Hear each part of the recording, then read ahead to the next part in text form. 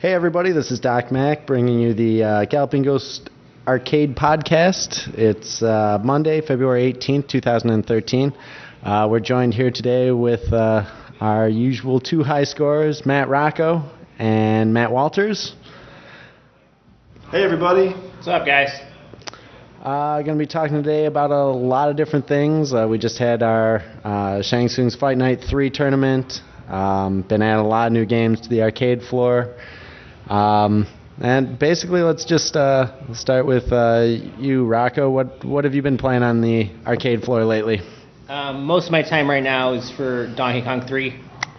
I've been watching you and James White going back and forth in the high scores on that. And James is putting up some nice scores. I have a little learning curve I gotta get over, but I'm gonna go for 1 million. I think with a month's worth of practice, it's very doable. Had you, and that's definitely an obscure one in the Donkey Kong series. Most people have never played it. Had you played it much before it came here? Or? I played it a couple times when I was like 7 years old at Ground Round. But other than that, I don't really have any exposure with it, so I kind of feel like I picked it up pretty quick, almost at the 600,000 mark right now. Yeah. What is it about it? It's definitely, some people don't prefer it, don't like it very much as far as Donkey Kong games go, but... No, it's definitely the bastard child of the series. I really don't know why I like it. I guess, it is kind of like a shooter. So we're going to throw it in the shooter category and say that's probably why I enjoy it so much. The first two, Donkey Kong and Donkey Kong Jr. are just way too hard for me and unenjoyable. This one I feel like I could pick it up, play for a solid 30 minutes and enjoy myself. Very cool. Walters, what did you think of Donkey Kong 3? I've played one game of Donkey Kong. I hadn't seen you on it very much. I think I may have put in a score of 40,000 or some obscenely low score. I did like it. I'm going to actually spend a little bit of time on it, but I've actually been playing the game right next to it the last couple times I've been here a lot, Berserk. Which is a brand new addition to the floor. And what I was saying that I like the most about this game versus some of the other games I've been playing, like the shooters, the bullet hell stuff in the back row that I've been spending so much time on the last few months, is that Berserk is a game that seems to be randomly generated enough where each screen is completely unpredictable with where the robot placements are. So it's not a game that you can just run on pattern recognition, unlike a lot of games that I've played. A good example of that style of game is Life Force. I mean, if you know Life Force like the back of your hand, you sit in the right spots the whole game, right. It doesn't become a challenge anymore. Berserk doesn't have that problem because you have to react instantaneously to if a robot is aligned diagonally with you, he's going to shoot you diagonally immediately, and especially when those boats get fast. So the last couple of days I've been really excited about playing that game when I came into the arcade because it's a different style of game than I'm used to. I've also been playing Metal Black recently. I'm just at 300,000. I'm getting into level 4, but I'm really sensing that a major breakthrough is coming tonight, hopefully. Oh, very cool. So we'll see. And then also I've been spending some time. I just actually upped my turbo score last night to 45,000, and that was an interesting. Was playing it because I was so frustrated with other games that I really didn't want to play anything, so I was just driving. Yeah. And John Haruza was sitting next to me just talking, and I just started up a game of turbo and didn't expect anything to happen. And of course, like one of those magical instances where you're not expecting anything to happen, you're just relaxed having a conversation, and all of a sudden I'm looking up and I've got 38,000. I'm like, I got to pause this conversation. This is actually getting somewhere. We watched it together as I just had one of those runs that you hope to have every time you come into the arcade, but you so rarely have. So I had a nice run there, and I've been playing Metal Black like I've been said. But I tried Radiant Silver Gun, but I haven't gotten the hang of it yet. But other than that, I've been bouncing around a lot more than I usually do. I played Moon Patrol a couple times last week. I played Karnoff because Chris Teeter got into that so much. Yeah, Chris Teeter's been getting into some unusual games lately, which is awesome. That's really cool. That's a really...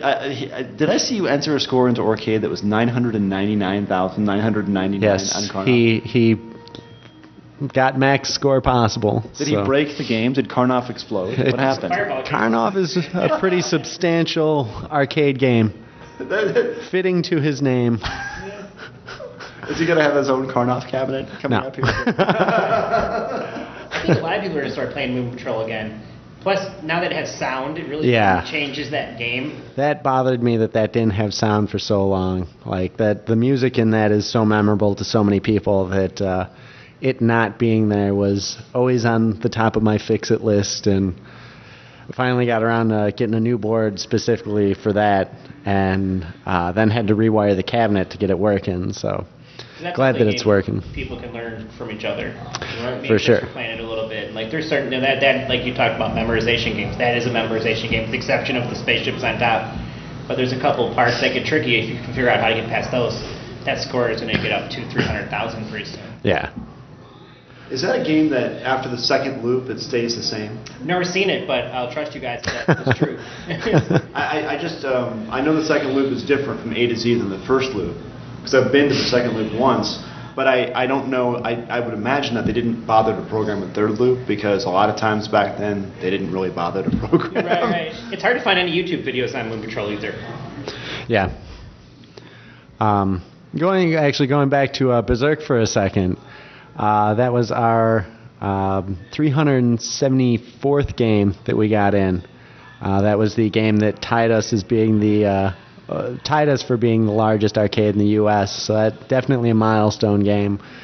Very glad that a lot of people have been playing it, putting up a lot of scores in it. It's been a personal favorite. I had played the arcade a little bit, but really played a lot of it on the Atari 2600. And that was definitely one of those grail cabinets of mine that I've been looking for since we opened. And I've got several boards of it and could never get it up and running. And that was, we finally found one out in Ohio. We actually sent Jerry out to go pick it up. And then later in that same week, that was when he made his second trip out to go pick up our Time Traveler cabinet. So we've been really getting some awesome games. Like, again, you mentioned Radiant Silvergun, too.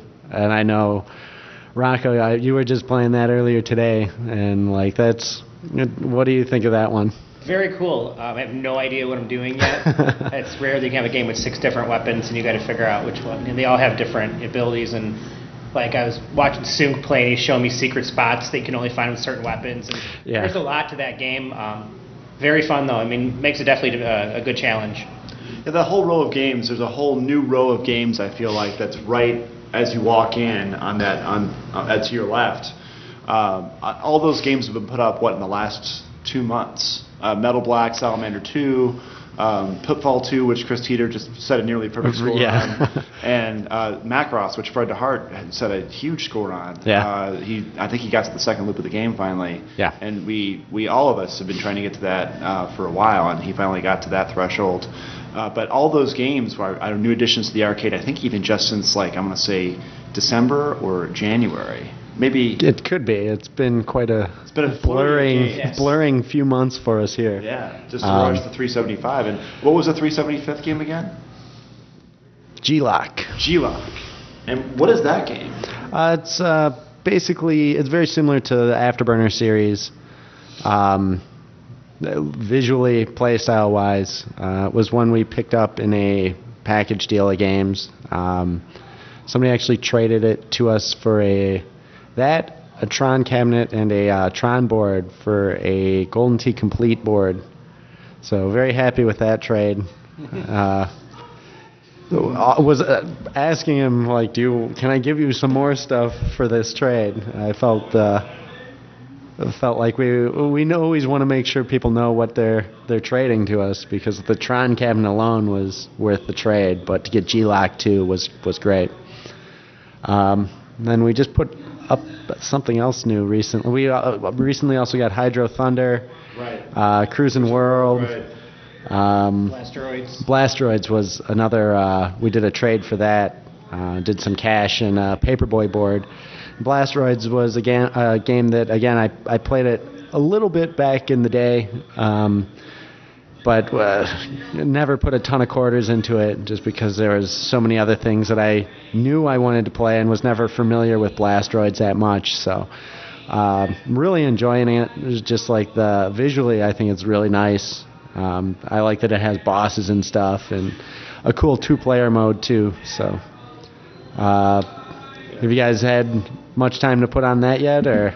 I've played one game of Blastroids. I saw James White here yesterday, and I was asking him to show me how to play the game, because he enjoys to show people. He's put some time on that. So I asked him to show me how to play. He showed me how to play, and I told him that I'd put in a score just to give him a token and give it a shot.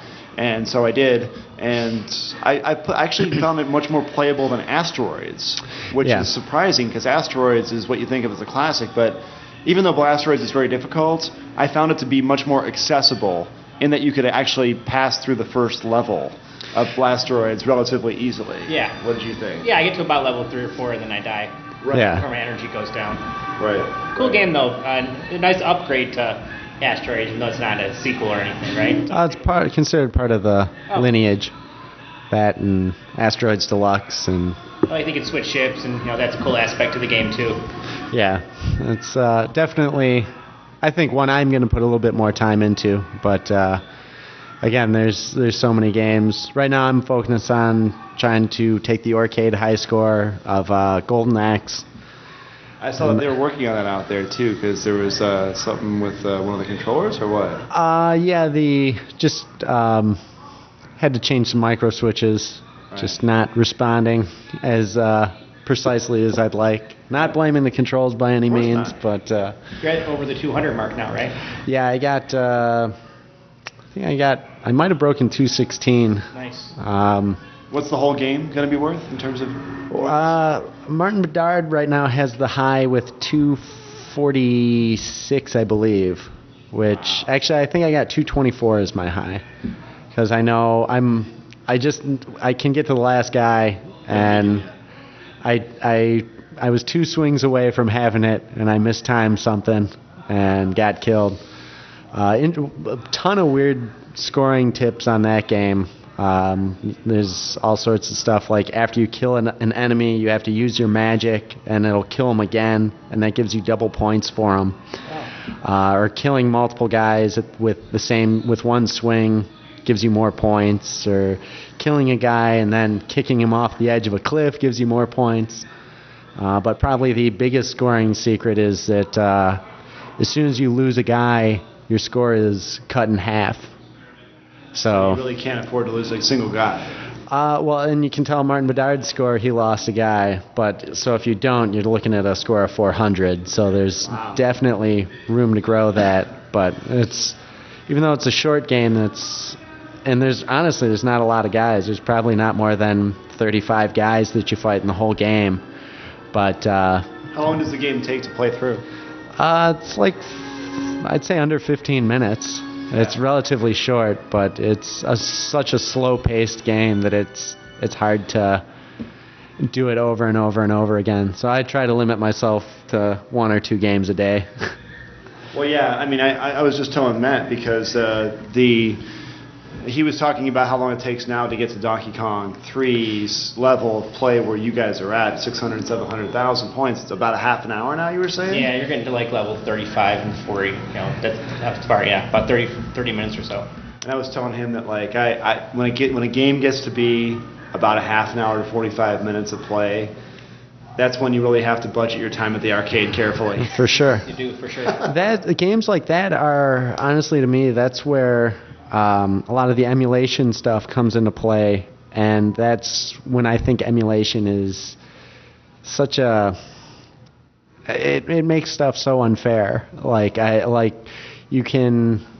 guys I know aren't big into emulators. I don't ever use emulators, but I know there's players out there, and it makes it seem almost like an uneven playing field when you can create save states and practice like level 35 of Donkey Kong 3, so you have some idea how to get through it, right? And you can just play that over and over and over. And that was definitely going to be one thing that I wanted to see implemented in Tracked, hopefully on like Arcade. And obviously people can always negate that they use emulators, but there is some way to denote some of the game players who are very open about that they play on emulators. That's how they learn these levels so quick, because it does play a huge role. Like if you're just going through the entire game and it takes you 35 minutes to get, or 40 minutes to get up to some point, it's kind of daunting to have to do that again right away, as opposed to coming in with a good solid idea of how to get through it. Oh yeah, it could be a real big waste of time to get all the way there and then, I didn't learn how to get past it this time. Like I lost 5 guys in the same board just because I had no idea how to do the pattern. Yeah. Yeah, that's the real thing is if you can save state, even middle of the game or a later part of the game over and over and over and over and over again, and learn the pockets of where the safe zones are, and if the pattern never changes for the game, and you can just keep doing that over and over again, it's the way I like it to steroids. I liken it to steroids. You're taking steroids, and you're able to hit a lot of home runs. That's basically what it is. Yeah. And the problem is that now that we're in an environment where everybody's using steroids, what can we possibly do to compete with that? And that's, I think, a big question facing a lot of the top players here, because a lot of the top players don't use emulators. They come into the arcade because they enjoy the environment and they play the games here. And they get their scores by playing through the game all the way every time.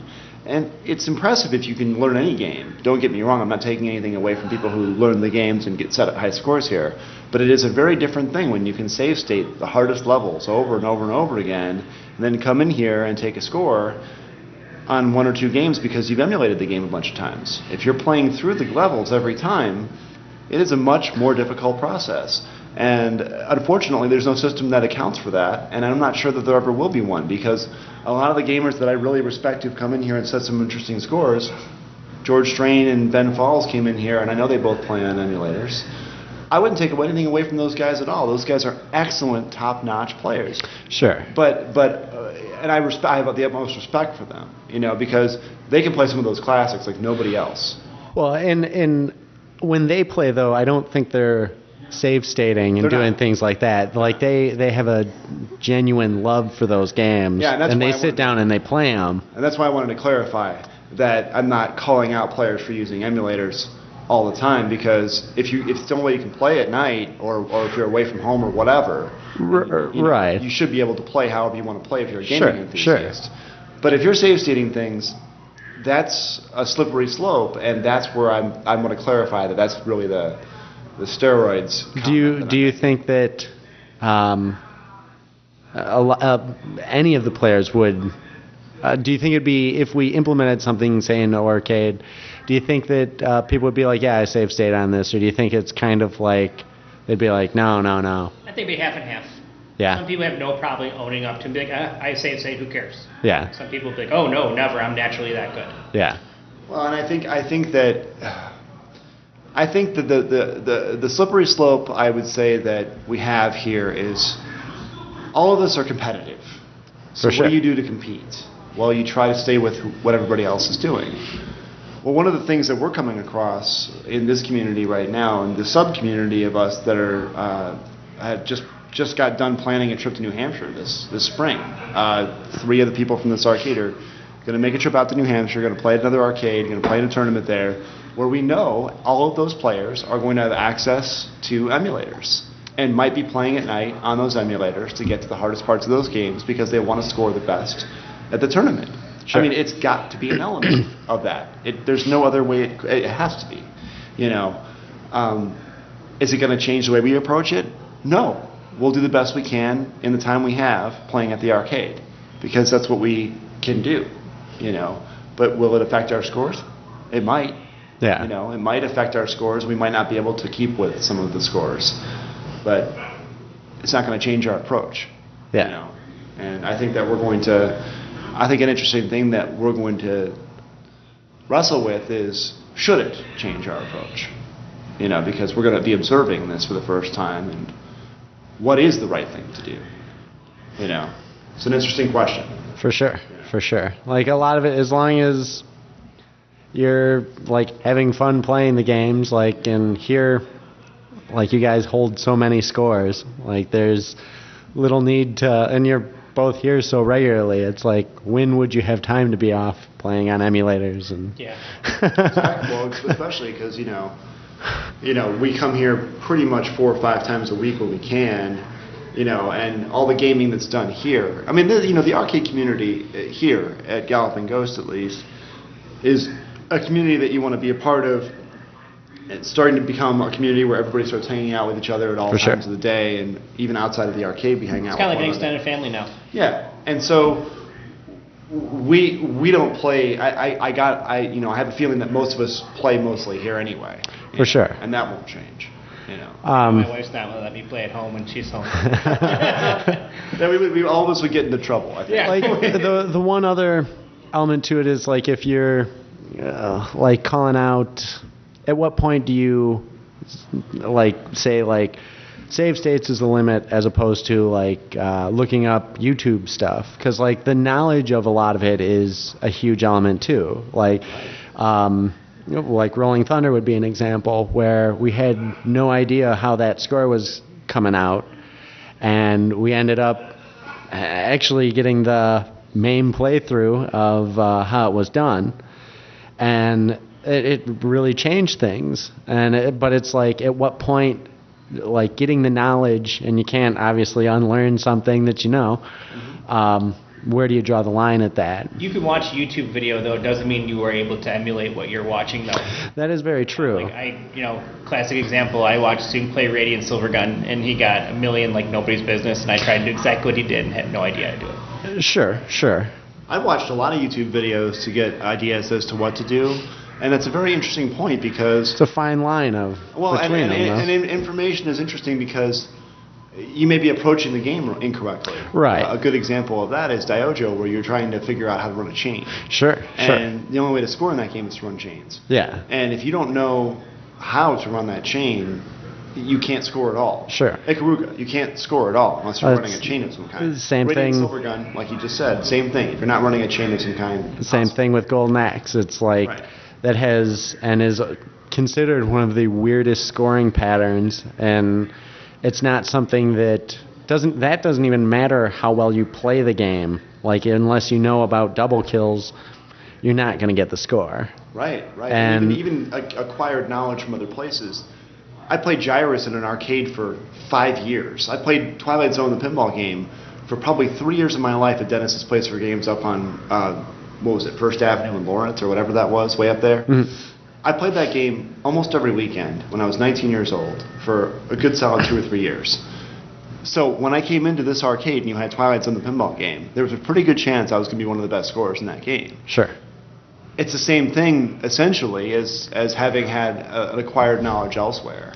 But that's, and again, like, I think if there's more things that are tracked and more, it should be more than just a name, a date, a score, and a location, I think. Like, you see so many of these ridiculous scores, and you're like, how did these people get this score? Like, maybe a little more information, a little more communication with the player about how they got to that score. Like, we just had a guy destroy our Wizard of War world or high score here, and he owns the cabinet. Like, he played it every day for years, and he knows where to sit for every game, all the wizards, and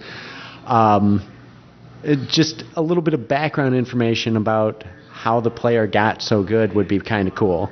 Yeah. I think. Like, is it just like us wanting to track the out of the box scores? If it's something somebody's played for the first time, or if it's something they played 20 years ago every day, I think that information is cool to have and just gives a little bit bigger look at like the actual players and lets people know them better. And as you guys are going to all these different arcades now, I think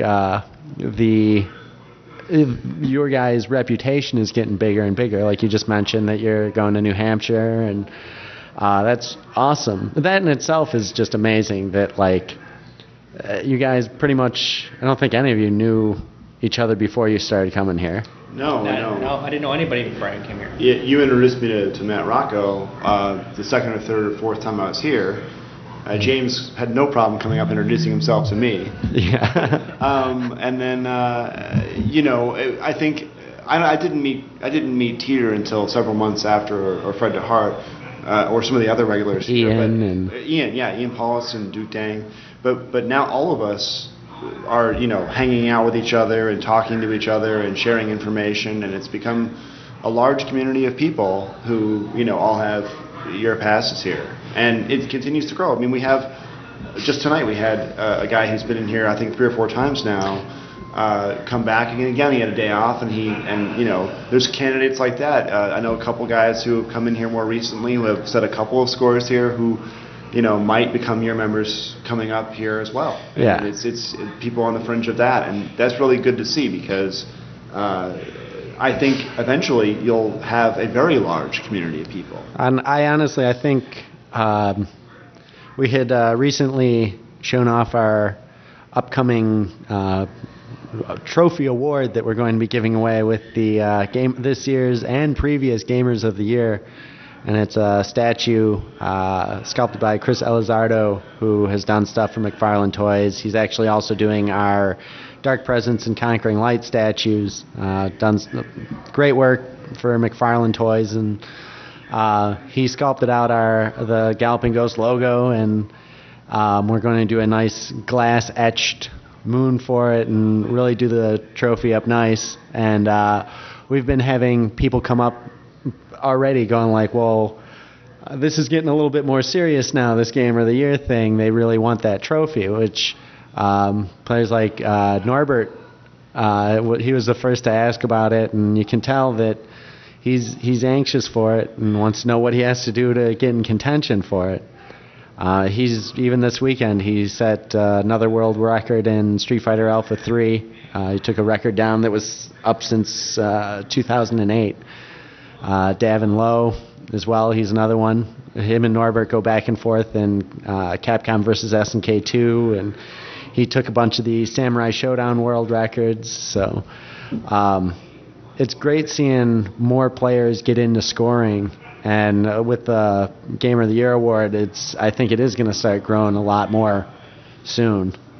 Yeah, and I think, as far as, I think Norbert is in contention for that award. He's set without question many scores here, and certainly a lot of the people who have set scores here, all of them, there's a big community of people who are probably in contention for this award now. For sure. And who covet it, not only because of the new trophy, but the plaque, the recognition, For sure. the ladies. It's the fame, the money. It's really the trading cards. The trading cards, yes. It really has been like scoring in general. It used to just be you, Rocco, and James White for every score on the card, and it's really impressive. Like Teeter's taking scores, DeHart's taking scores, Paulus is taking scores, Duke. Yeah. It's a long list. Norbert, and it's the other thing though with the Gamer of the Year though, it's not just high scores. Like it is like you guys have all done so much on a bigger level as far as growing the community, and I personally really appreciate like that you guys go out to the other arcades, and like you just had your trip out to you went to No Limit and Underground Retrocade and Star Worlds. You did go to We actually didn't make it to Star Worlds. Oh, We okay, didn't have time because we underestimated how much time it was going to take for us to go to all three. Sure. But we had hit Star Worlds before, so we wanted to make sure we hit No Limit this time. It's nice not have to rush. Like we wanted to spend more time in Underground this time.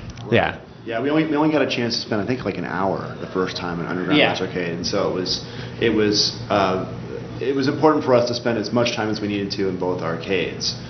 But one of the things that is nice is that whenever we do these trips, we are starting to get a little bit more recognition for. We try to wear the shirts to let people know where we're from. We try to let people know we're coming sometimes in advance. Sometimes we surprise them. We tried to surprise Scott this time. We're coming.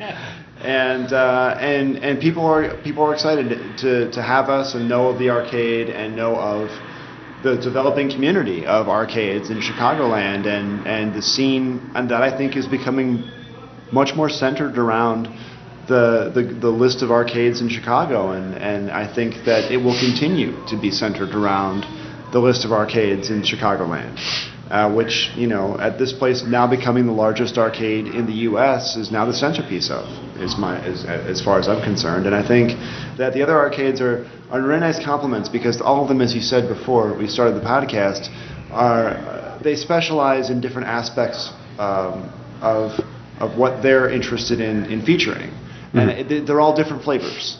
Star World is much more of a retro slant, And it really comes through in a lot of the cabinets they have there and a lot of the memorabilia they have on the walls.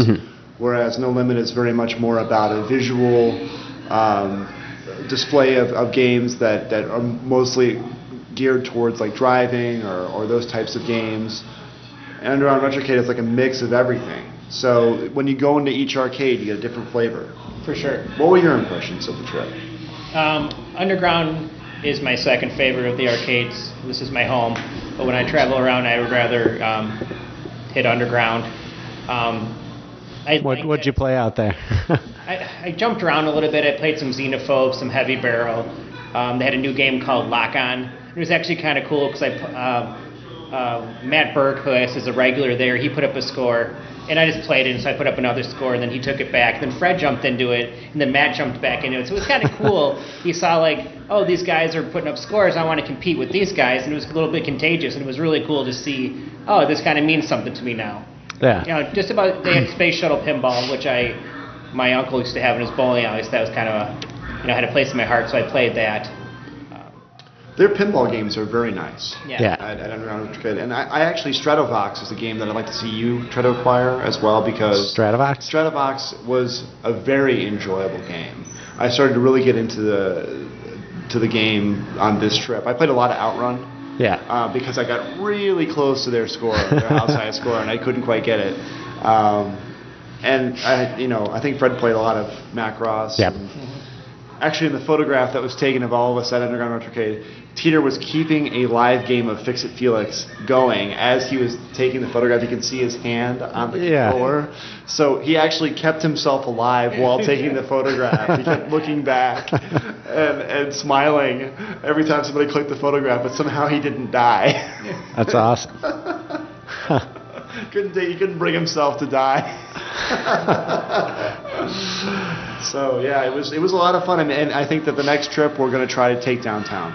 I think that's got to be the next stop for us. We have check out Emporium, Hardware, and all the other ones that are a little bit smaller in space, but certainly I've heard have a lot of character that's different than the arcades we've seen in the suburbs. Yeah. So guys from Logan Hardware have stopped out once or twice and seem like great guys. I haven't made it out there. I really hope to make it out there too one of these days. Yeah, my arcades list that I have to visit is growing. Do they track scores at Logan's Hardware?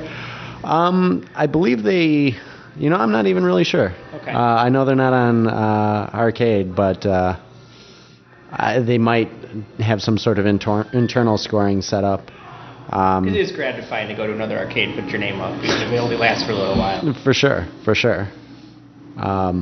Yeah, hopefully, as always, hopefully more arcades will get into it, and I know Star Worlds, they have their chalkboard. That would be, I think, awesome if they got onto arcade. I know there had been some talks about it, but not sure the progress on it yet. And because they have some games there that a lot of these other arcades don't have. The Caveman Pinball, Total Carnage. They have such a strong classic clique that goes there too. And Walter Day's out there all the time, and it would be great if they did. I know they've done their own thing for however long, but it'd be cool to have them come in and get on arcade. But what was No Limits scoring setup? They didn't have one. No? They didn't seem to track scores the same way. They didn't really have cards on top of machines. I think it was much more about getting lost in the environment and sort of the visual aspect of the arcade, because they were the featured games are much more visual in nature. Yeah, they had a lot of bar games too, the basketballs and Redemption. The Golden Tee. Yeah. A few Redemption games, right? Yeah, they had a few Redemption games there too. But the classics were all sort of in a row, and it was much more off to the side, and then the bigger, the Cruising Worlds and those types of games were really in the centerpiece of the floor. Yeah. So that was sort of what the vibe they were going for, was much more of a visual, that atmosphere. They did have a classic memorabilia section, which was kind of cool to see. Yeah. They had a lot of the little individual Miss Pac-Man video games from the early 80s. And those old Colecos. Right. So that was very interesting. People like me in my 30s, I appreciate that stuff because I had it all. most Sure. people probably walk in and look at it and go, whatever. Yeah, exactly. But he noticed that we were looking at it, so he kind of came over. I think he appreciated that we, at least Very friendly. Yeah. paid attention to it. Yeah, very friendly.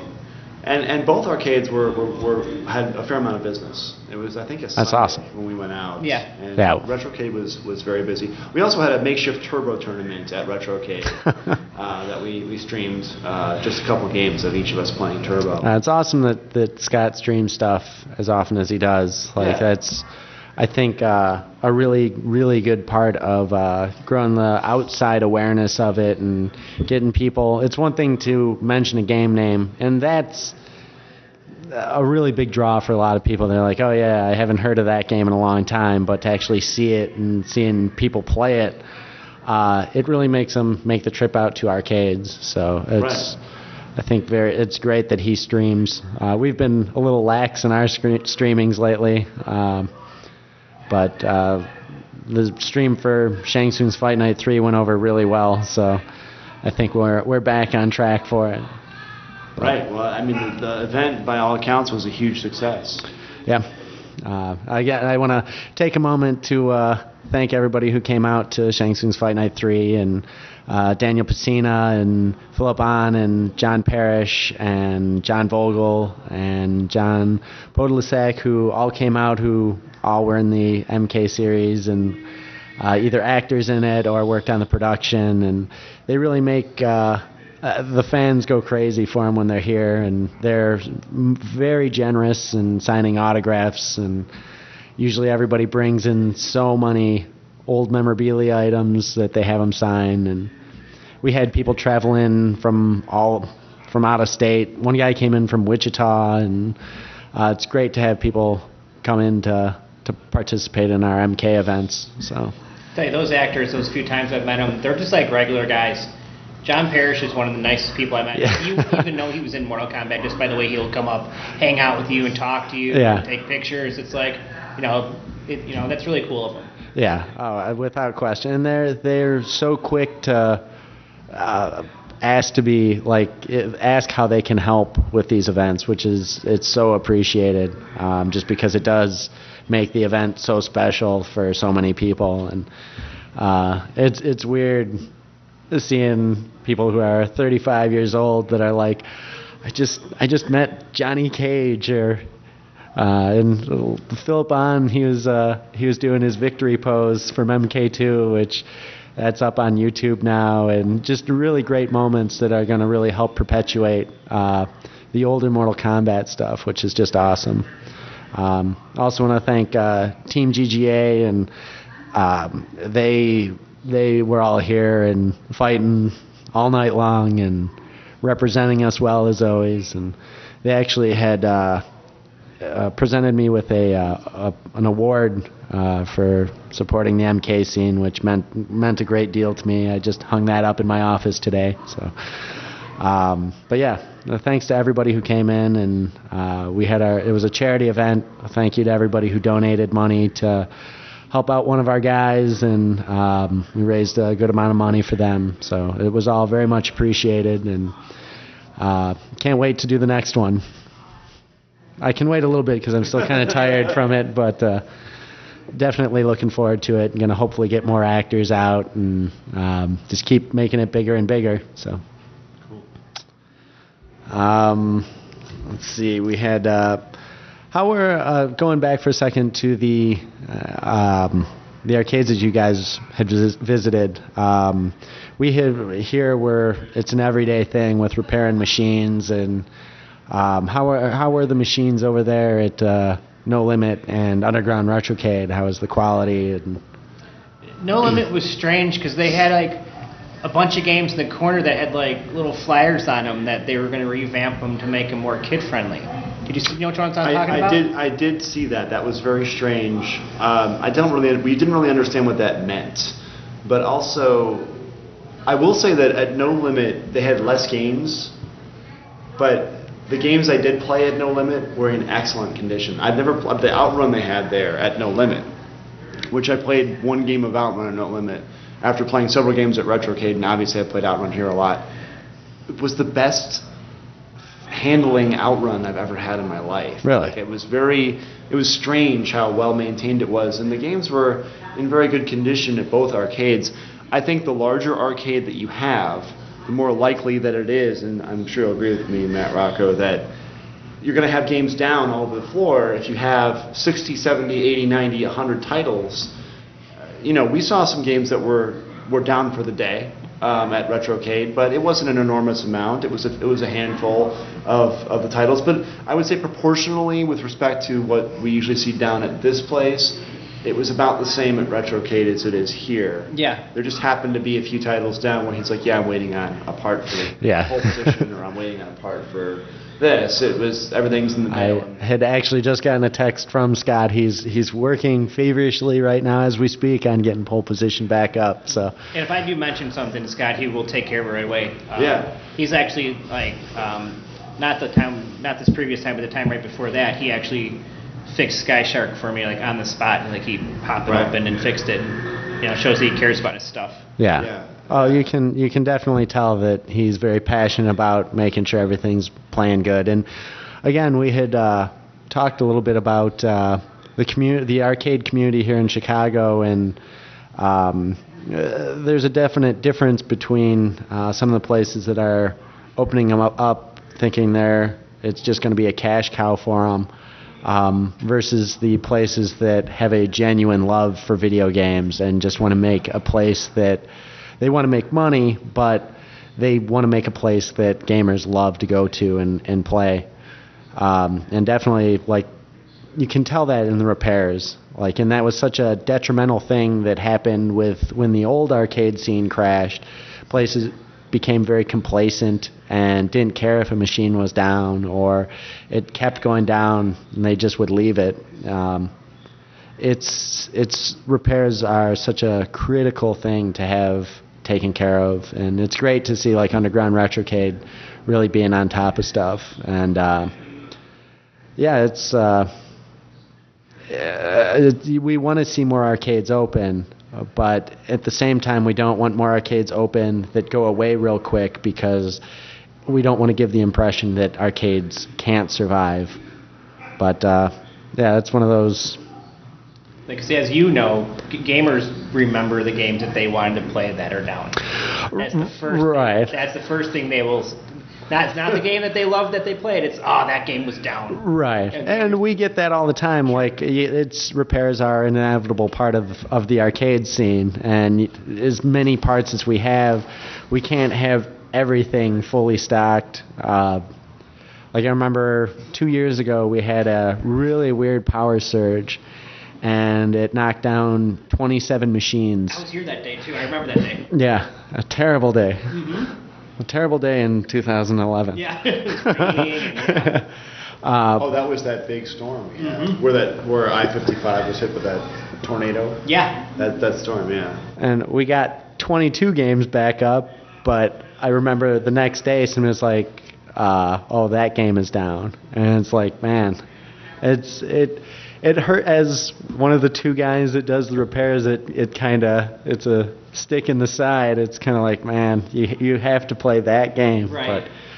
But I understand it, because they see it and they want it, but what can you do? Just fix them as fast as possible. Sure. 30 years old, they're going to break eventually. For sure. Let's see, I guess moving on, we can we have a relatively large floor change coming up. I don't even know if both of you know this yet, but we're disbanding one of our party rooms to bring most of the machines from next door over here. Still kind of on the fence. Obviously, the pinball guys are saying bring pinball. I'm still not sure about that. If we don't bring pinball over here, I'm thinking about putting pinball in the back room, so the lighting will be perfect and there'll be a lot more space, and it'll definitely give everybody a lot more room. But yeah, with the becoming the largest arcade in the U.S., we really want to just get everything visual and playable all the time. So until that second, we try to make the expansion open as much as possible, but we've had people already start criticizing that it's not open 100% of the time, and we just want to make sure that everything is playable for everybody. So pinball will be a huge draw. For sure. So which of the rooms would it be?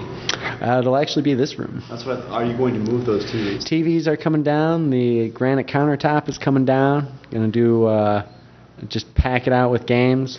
Those walls? Those walls will stay up. It'll be you'll walk into it, but I'm thinking about still planning on it. I might make it heavy for fighters, might make it heavy for shooters, might switch that out every once in a while. Could go classics. Should be a dark room. Definitely be dark. The lighting in this place is really starting to, the glare on some of the screens is really getting to me, and it's been something that I would agree with that. Instantly when we opened, it was something that I wanted to take care of, and the thought has always been to make a cloth wrap that goes around that allows there still to be light, but just so it doesn't reflect in the screens. Are you suggesting something along the lines of what drops down in level 2 of Kung Fu Master? Yes, okay. Exactly. Can I jump kick them? That's my other problem, is I'm sure people will be jump kicking them, but I'll have to control myself. So, but yeah, very anxious to get that set up. We're also changing our pricing structure for the party rooms. So we're going to be posting that information on the website fairly soon. But very anxious to get that set up and see what everybody thinks of that. Yeah, it's great. That's very exciting. Yeah, I mean, I just want to play Vulgus. That's all I want to play. Vulgus, yeah. I played a game of that not too long ago. It's just outside my office over there, so it gets turned on. Do you think Game Ground will see some more action? Possibly. It was having its crashing issues and stuff, and it being, I know it's one that I haven't had time to turn on and sit down and play. So if it was over here again, I'm sure I would make time. Yeah. That was, I'm anxious to get back on the high score thing with Teeter, because that was really fun going back and forth with him. You guys were going back and forth on that one for like a month.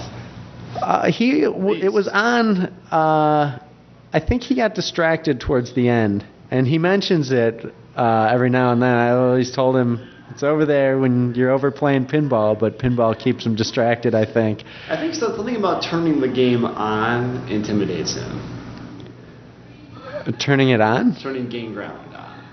What do you mean? I don't know. It's just, it's a big game. Well, he doesn't have to turn it on. That's true. It's on for him. But okay. That's fair.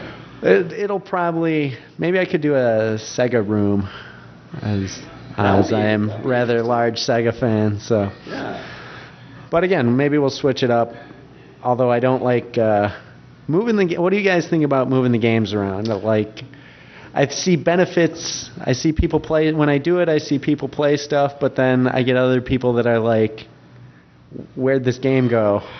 I know you like to crop certain genres together. I mean, I'm here so often that it's easier for me to walk 2 aisles over and find something I want to play. So it honestly doesn't bother me. But you can really see, everybody was playing in the hunt, and the hunt moved, and it doesn't get the attention that it used to get. But you do you showcase new stuff though, and that's kind of nice that in certain games. Yeah, I like that you put something new in an old game spot. I have an idea for you. What you could do with this room is you could make it the tournament room, where there'd be titles that rotate in and out of here on a monthly basis, and then you'd keep track of the scoring for the games in this room. I mean, there's a limited number of games that could fit into the new room that would house these games. So you could swap out some games and then just have people like focus on these games for this month. The month tournament is these 20 games or however many. That might not be bad. Because then you could really like diversify and focus on, there's a shooter here, there's a fighter here, there's, and everybody's got to set scores in all these games, and then it's in a confined space so people can sort of focus on it as well. Sort of away from the main floor, and offers a little bit more room to concentrate too. So that's definitely one to consider. But as well, you could make it. I mean, you could make it pinball. You could make it, shooters or fighters or beat 'em ups or. Pac-Man. Yeah. It'll definitely be interesting. It'll probably be. We've got a few more 2-room parties that we have to clear off the schedule, and then we're still gonna be able to have larger parties if we take down the walls and move all the machines and not have those available for whatever day the event is. It leave us with about a room and a half of space. But this would also be cool if this was like a cocktail table. Those are definitely, I know we've got some of them in the other party room right now. I know Duke was going crazy without having Millipede, so we wanted to get that back out there for him. Rally X, and yeah, we definitely want to have those somewhere. So maybe those will make their way in here. Definitely don't want to. We want to get the most games in here as possible, but right. That's where pinball becomes problematic, I would imagine. It is. But then again, you have more space out there. So if one of those aisles where you have more room this way, like for example, right when you walk in, where sure. You can put all the pinball games there. You were talking about more room someplace, and it was. I'm just saying you have more space to play with, where that when you first walk in, where Sinistar sits. Sure. Those games take up more room anyway. So if you had the pinball games there, then it wouldn't be as obstructive. Possibly. So we have to get the yardstick out and actually some measuring. The one cool thing, there's been a very large cabinet sitting in my back room that I've been very anxious to put out on the floor from Sega, actually. The Sega Strike Fighter, which is a giant F-14 simulator. Oh, wow. That it's been eating up an enormous amount of space. So that would be really cool to get out on the floor somewhere. And we also have more new stuff on the way. We got the sit-down Star Trek is coming with the command chair and everything. That'll be out soon, hopefully this week. Bunch of other stuff. Legendary Wing should be pretty soon. Sinistar will be back up. Frenzy. Sequel to Berserk. It's out. It's coming out. Huh? I'm working on it. That was been in the back room for a long time and anxious to get that one done. Duke had been playing it over at Underground Retrocade, and he's really enjoying it there. And Scott really going the extra mile he's swapping boards sometimes he'll leave Berserk out for a while and then he'll swap it to Frenzy, which. He's a madman. Even in my book, that's one of those things that's always precarious to do, swapping out those Berserk boards. But that's a game I'm looking for if you ever come across it. Pac-Man Arrangement. Pac-Man Arrangement? Nobody commented on Facebook. Yeah, I didn't know what that was. It's a weird, mid-'90s Pac-Man where he's kind of 3D and the pellets float and there's weird power-ups and speed-ups on the levels. It's an awesome game. It's probably, in my opinion, the third best Pac-Man game they ever made. Wow. That's not Pac-Mania. No, it's called Pac-Man Arrangement. Very obscure, but I used to play it at the all-night Walmart in DeKalb. Really? Yeah, it's the only place I've ever seen it. But I actually had to YouTube it so I knew the name of the game, because I didn't know exactly what it was called. You're sure that's the arcade name? Yeah. I'm not 100% positive that's the arcade name. Everyone to KLOV to verify. Any others that you're anxious to see us get? Sequels, Rolling Thunder 2 and Elevator Action 2. I know I'm beating a dead horse. Oh man, I want those too. It's so hard to find. I've no sign of either of them lately. Indiana Jones Temple of Doom was another childhood favorite, very rare game. I know it's tough. Other than that, off the top of my head, those are the only 4 games I'm looking for.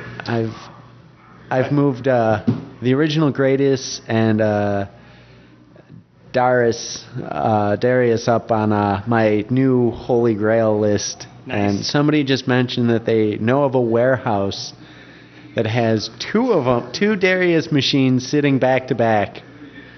And hopefully we will get one of those. They know of a warehouse? They know like they know a guy who knows a guy. And what about Super Punch-Out? Is that what it's called? Mike Tyson's Punch-Out? No. It's one that had Bear Hugger in it. I think he was the first guy, and his overalls fell down. And it's a really cartoony version of Punch-Out, but it was cool. Yeah. I could keep an eye out for that. Yeah, I vaguely remember that one, but I remember having fun playing it. Huh. It is an arcade game, Pac-Man Arrangement. Okay. So it was an arcade game originally ported to some of the. It's 96 is when it was made, so right when systems were starting to change, like right before PlayStation 1, I guess. It was probably ported to PlayStation 1. I always want to see Dodonpachi, the original Dodonpachi. Also on the list. It's on my Yahoo Japan search, no less. I don't really want you to ever get the ones that are more recent. I don't think they're as interesting from what I've seen in the videos. I don't like the layouts of the games. But Dodonpachi looks like it's very much a hybrid of Donpachi and Diojo, where it will be like sit right there in the middle of the 2 games in terms of the game. The reason why I like Donpachi so much is because it balances the 4 scoring elements perfectly. It balances chaining, progress, enemies killed, and not using your bombs, because you get awards for not using your bombs in that game. So there's 4 elements that go into developing your high score, and they're all pretty much equally weighted. And in Diojo, obviously, chaining is so inflated. But for sure. Dodonpachi sort of balances the chaining and the other things a little bit. But it's got the same layout as Diojo, so I think it would be a very good addition. It's definitely on my list. But other than that, I mean, the games are coming on the floor so quickly that I can't even keep up with what is coming off the assembly line. Like it to me, honestly, it feels like forever since I put a new game up. Which it was 3 days ago. Yeah. Was it? Blasteroids was put up last week. There's so many I haven't even touched it. I played 1 game of Berserk. I mean, one game of Hydro Thunder. I have not put any serious time into Cruis'n World. I keep forgetting about Blasteroids. That one really bothered me. I came back. I left at 9 o'clock or whatever at night, and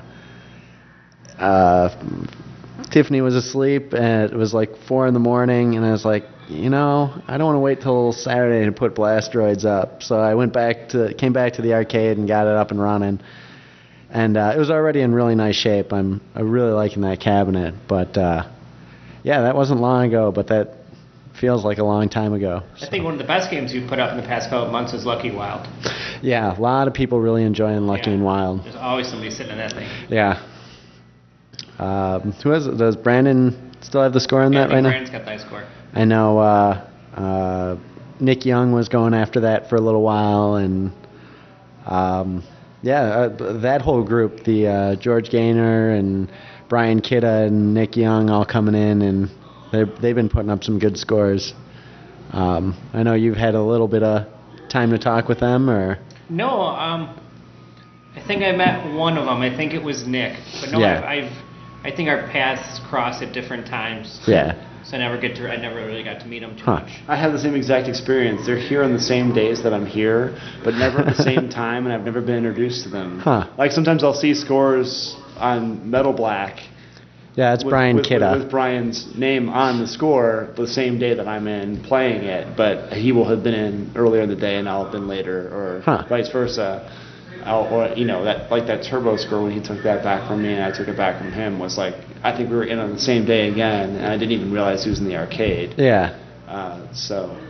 But yeah, he's obviously been around a lot. Yeah, and all those guys have obviously been around a lot because they've been putting up some scores, which is good. I mean, that's what we want.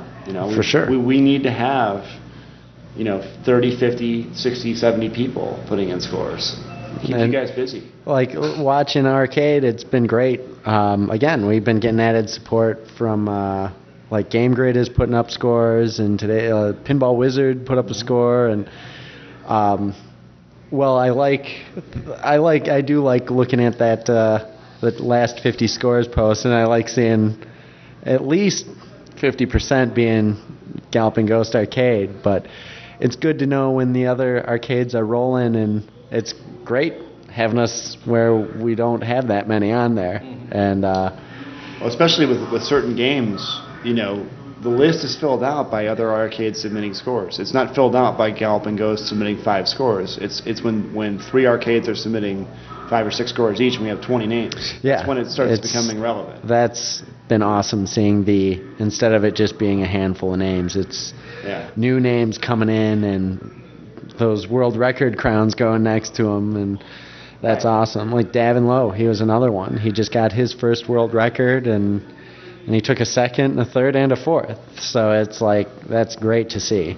Well, and especially it's more enticing for a player who's just coming to the arcade and setting scores the first time when it means 20 tokens instead of 1. Sure, for sure. I mean, that's really crucial, and it's a process. Like when I first started coming to this arcade, which was the end of 11, the beginning of 12, your names were on a lot of, you and James were on them like every other machine. It was James White and Matt Rocco, James White, Matt Rocco. And now that Arcade is sort of developed and more players are putting in more scores, I feel like, there's a lot of meaning attached to those scores. Oh, for sure, because more people are playing games. Right, right. I've always said that, world records on games where you're the only person that's played it isn't a real world record. For sure. It's a world record, but until somebody goes after it, it doesn't. Right. And conversely, I'll say that the hardest thing about some of these games too, and you've experienced this, I'm sure.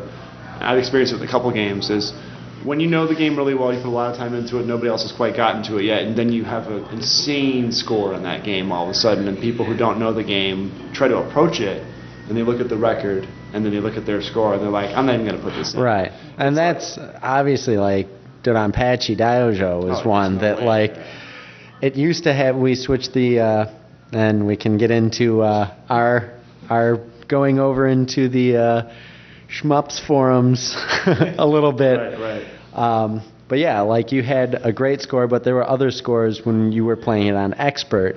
Mm-hmm. And since then, we've changed the settings down to normal, so it should be easier for people to set good scores, but your 60 million points seems to be concerning to other people. Well, it's interesting because I've reached the upper limit of what's possible in level 1. I can now run level 1. I'm confident in saying that the score I'm getting in level 1 is 98% of the maximum score on White Label Donpachi Dojo.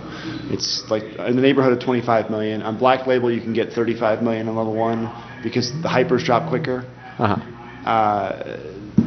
The score in level 2 is approaching the 90% mark. The chaining is much more difficult, but I'm getting pretty deep into the game now. Level 4 is what I'm getting to now, and so we approached the community of people, inviting them to come to the arcade and put up scores and stuff, and they advised us that it was probably better for us to set the scores to standard settings because of the level of difficulty and the score balancing that the manufacturers recommended. So we followed their lead, and we invite them to come in, and we'd like to see them here setting scores because that community of people is what a place like this is for, quite frankly. I mean, the shmup community should have a field day at a place like Galloping Ghost Arcade because all of the games that you would see in a Japanese arcade, albeit we're not as big as a Japanese arcade would be, but you're not going to see a PCB in a cabinet of Donpachi Dojo in any other arcade in this country. You're not going to see a PCB of Donpachi in an arcade cabinet anywhere else in this country. Now you can play Ikaruga on the PlayStation, or you can play, Diojo on whatever platform that's ported to. But play them in an arcade with the stick and the controls the way that they're designed, with the buttons that you've gotten. I forget who makes the buttons and who makes the joystick that you actually. Sanwa is the Japanese sticks and buttons that we use. Right, you're not going to find that anywhere else. I mean, you'd have to get that custom made. So, in a lot of ways, like, it would be really nice, because one of the reasons why we changed the settings was to encourage people from that forum and that community to come here and set scores. And I would personally love it if those scores went down. I mean, nobody likes to see their scores go down, but it's lonely playing the arcade game by yourself, and it would be great to have people to play with and talk to these things about. And the community has been very receptive and very informative about a lot of things. And I'm confident that some of those people will come to the arcade in the future if we maybe start focusing some events towards them. But even some of those people have already stopped. Yeah, we have had a few from the forum stop out, and one guy drove in from Indiana. I think 3 of them actually drove in from out of state, which was really nice.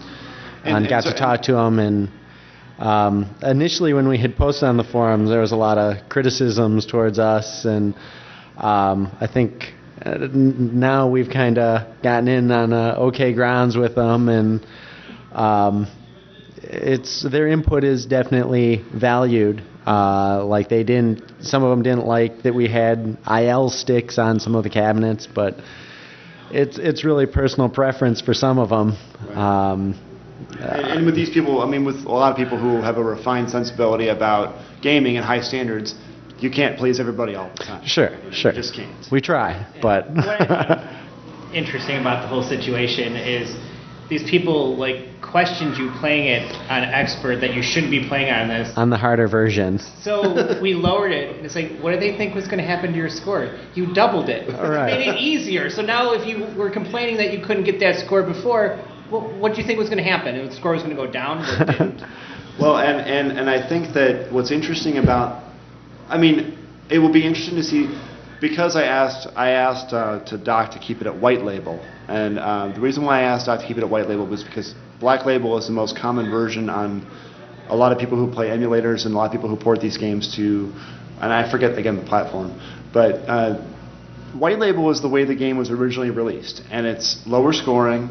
It has harder requirements to unlock the second loop, and I feel as though if I earn the second loop on white label, I believe I'll be the second Western player to ever do that. That's amazing. So if I can, and the requirements for unlocking the second loop are to only use 2 bombs for the entire game, or to only lose 2 lives for the entire game, or to collect all the bees in 3 stages without dying. Really? And I'm able to collect all the bees in the first 2 stages without dying, but I haven't been able to collect all the bees in the 3rd stage yet. So, it'll be interesting to see if I can do that. That's a personal goal of mine, is to complete the first. It's just a win thing. It's right.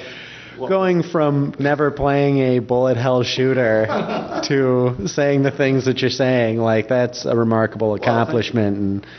And they were initially pretty hard on you for playing it on expert on white label. Right. And what was funny about it was I was just about maxing out the score anyway. Yeah. Expert on first level. Yeah. So it wasn't like it was. I mean, there's more bullets. It's more like the second loop is what the expert is. Yeah. Apparently, there's no difference in the first and second. So I mean, you're playing the second loop. Big deal. It's it's not impossible. Obviously, they designed it. Sure. I mean, well, and that brings in a whole nother element. Again, on arcade, it's when I'm setting ADS settings, which is arcade default settings. Some games have different default settings for U.S., Europe, or Japan. And this was Strider was a really good example where they only had a European and a Japanese setting. European one difficulty was 5, Japanese setting was 8, and it's which do you put it at? And I again, when we talk about these scores, we talk about world records and stuff, and that was one of the issues that the Shmups forums had, was that we were only acknowledging scores from Arcade and Twin Galaxies, when, especially for shooters, like there's some amazing players out there that have rolled the scores over in a lot of these games, and they had an issue with what we were claiming to be world records. And I think it would be really good, again, Arcade, if they state what they're tracking better on their site, that it's what is played in an arcade that can be verified, settings have to be verified, and like they don't take home submissions, they don't take emulator submissions. I think all that needs to be clarified a little bit better, and I think like they acknowledge external scores that have been set. I've talked with David Hernley about broadening that, and he's been open to letting us add scores from like the high-scoring magazines that, again, they have to meet a very specific criteria of what the score is, but we'll really add a more relevant meaning behind world record, because it will be the world and not just U.S. scores. And I think everybody wants that challenge of, like, this is the highest score that you can get, see if you can chase it down. Right. Well, and it really should be something that takes a lot of work to accomplish. Because, you know, a good example of this is I was looking at a poster that Underground Retrocade had up of the poster from one of the events that Billy Mitchell and FunSpot hosted in Hollywood, Florida. Mm-hmm. Back in '99, when Billy Mitchell did the Perfect Pac-Man game. Mm-hmm. Around that time, they had a tournament, and they paid cash prizes if you were able to beat any of the world records. And then Billy Mitchell added a cash prize of $10,000 to anybody who could get through the split screen of Pac-Man, because somebody had been claiming that they had scored higher than 3,333,000 points. That represented the perfect Pac-Man game, didn't lose a life, you know, got the split screen, but didn't get beyond that because you can't. But I saw the Rally X world record was on that poster, and the Rally X world record listed on that poster was like 250,000 points. Mm-hmm. And I'm going to tell you right now, I have no idea how somebody ever got 250,000 points in that game, and that's coming from somebody who spent the better part of 4 or 5 nights a week playing that game for 3 or 4 hours and getting to 80,000 points and being really proud of that, because that game is so hard, and so many of these games that have world records that have a lot of hours of play attached to them are so hard at that level. And we just saw that Q-Bird thing fall. How long did that take? Sure. 29 years, 30 years almost? And that guy, didn't he attempt it 4 or 5 times and fail every time because of the exhaustion? Nibbler, that stood for 20-some years, and now it's going out a few times, but it still represents a ton of work. Yeah. I mean, the games I'm most proud of are the games that, like with your Dodon. Right. If you spend 2 months playing it, like all the time. Russian Attack. I was just about G.I. to. Joe, like games like all I did was play those games nonstop. Yeah, that was, I mean, especially because Russian Attack, we found out that the world record had been broken already, and you had to go back and do it again, and you went and did it. You know, I think it you took a break and you came back and you just got it one night, right? Yeah, and I was actually very surprised that when I brought it up to Doc, I was like, I got that world record. He's like, oh, it was just a week ago. That it didn't deter me away from the game. I'm like, okay, no big deal. I'll work on this a little bit more. But yeah, I don't know why. I took this weird few-month break away. He trimmed up his mustache, sharpened his knife, straightened his beret, and went back to it. It's like Haley's Comet too, right? Haley's Comet took you quite a bit of time. Yeah, I spent a lot of hours, you know. And those are the games that you should be proud of, not just, okay, I spent a couple days playing, I got a good score, and, you know. No, I spent 2 months playing it, and that's why that score is proud. You know, I'm proud of it. For sure. Like, what do you feel about like that Rally X score? Like, you put a lot of time, like the ones that you have no idea how they're getting them. Like, do you think some of those scores should be like questioned and re-looked at, and like it's a really hot personal topic for me, because like I don't want to have people chasing unobtainable scores. Right. And we had one instance here where we had a scoring question, and it was on Street Fighter. I had watched the guy play all day. It was real serious Street Fighter play. I was getting close every time. He had set a score, and I didn't watch the entire playthrough. There is the opportunity to have a second player come in. You could technically kill the other player off, then return to the game. His score was pretty close to what he was getting consistently when I watched him play. He would make a mistake here and there. Thought it was a very doable score. Asked him, I had the guy, got him on arcade, but wasn't 100% sure, and was like, look, I need you to come in, and I'll give you a month. Come in for free on me, play the game again, see if you can't take the score down.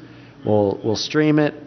I hit him up on Facebook, I hit him up on email, hit him up on LinkedIn, and hit him up on arcade.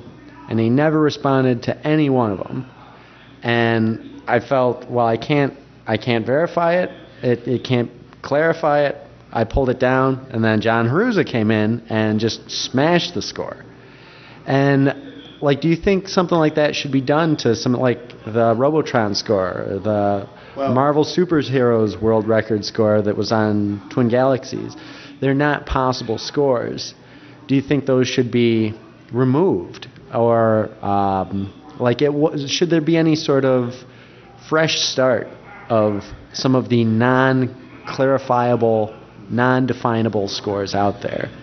Like, you don't want to. Like, there's been some tremendous accomplishments that possibly could never be redone. Somebody has a lucky game or hasn't played the game in forever, and who knows? You don't want to take away from those achievements, but at the same time, like, something needs to be done to lock down scoring, and it needs to get to a more professionally tracked level, further than what even Arcade and Twin Galaxies has ever done. I think that's what I would love to see. But it's such a gray area, because I mean, even did it just come out that a lot of scores on Twin Galaxies, some of them weren't legit. People were pulling scores and putting up new scores. It's really hard, because some games you can continue and keep a score going.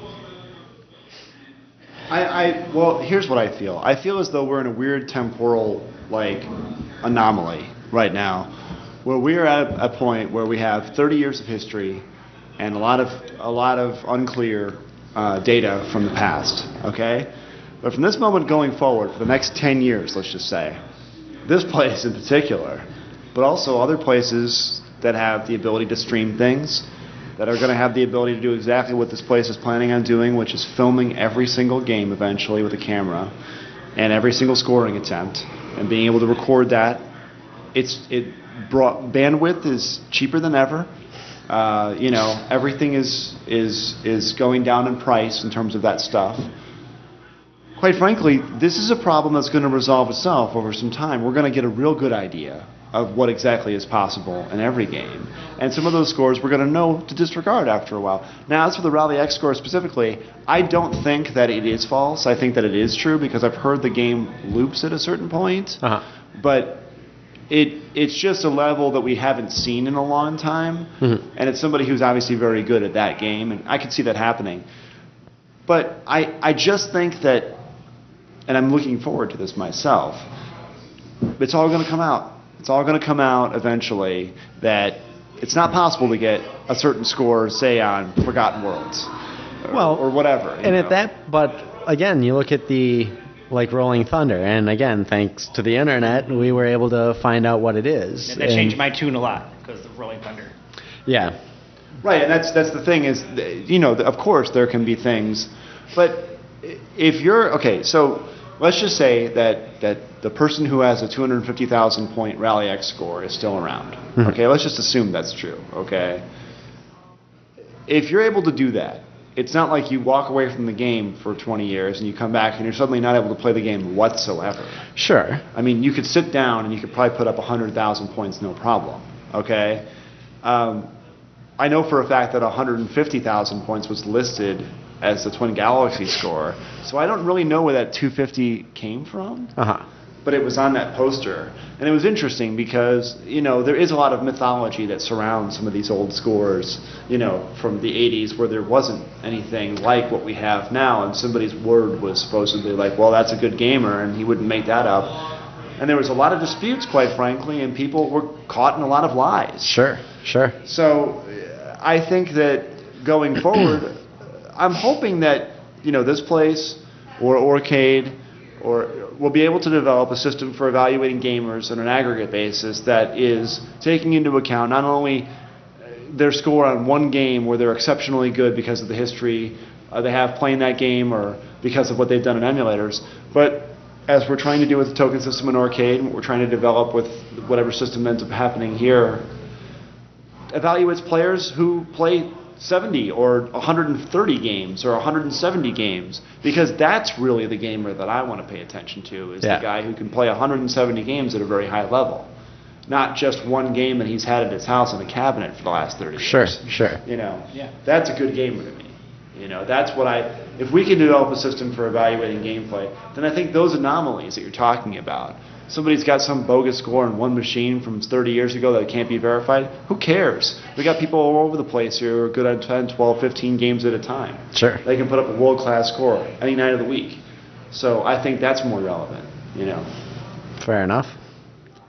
One of the other things that have kind of been entering into the scene a little bit, the high-scoring scene a little bit, was with Pete Hahn, who works here. He's been playing Salamander 2, and he's close to looping that game.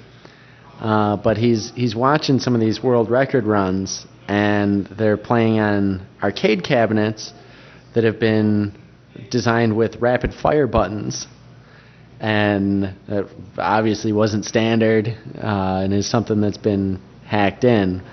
But again, people are claiming that's a world record because they're able to shoot at an inhuman rate. That's how it was designed by the company. It shouldn't be played like that. But then that comes into play when, like, we have cabinets that are in conversion cabinets, and like we're track and field. We're using micro switches versus leaf switches. Like, at what point does the hardware, the arcade hardware itself, become something that needs to be listed on the cabinets and taken into account? Because, like, you can get that vibration thing going on a leaf switch that you can't get with a micro switch. Even going as far as like cherry switches versus Sanwa switches. Like, it's a huge, like, how deep do you want to make these high scores scrutinized? And I personally think that, okay, so there is a top limit. I mean, with Salamander 2, it's a very specific question about a very specific game and a very specific application of a rapid fire button. With track and field, I mean, is there a noticeable difference with the scoring that tops out on micro switches versus? Do we know that for a fact? Well, there's definitely, it comes a giant math thing of micro switch has to unlock X amount before it's able to be pressed again. And you can only do that so fast. Whereas leaf switch, you can bend it to a much smaller amount to where just a vibration will set it off and back on. Right. It's like the whole pencil trick with track and field. Some places don't allow it, some places do.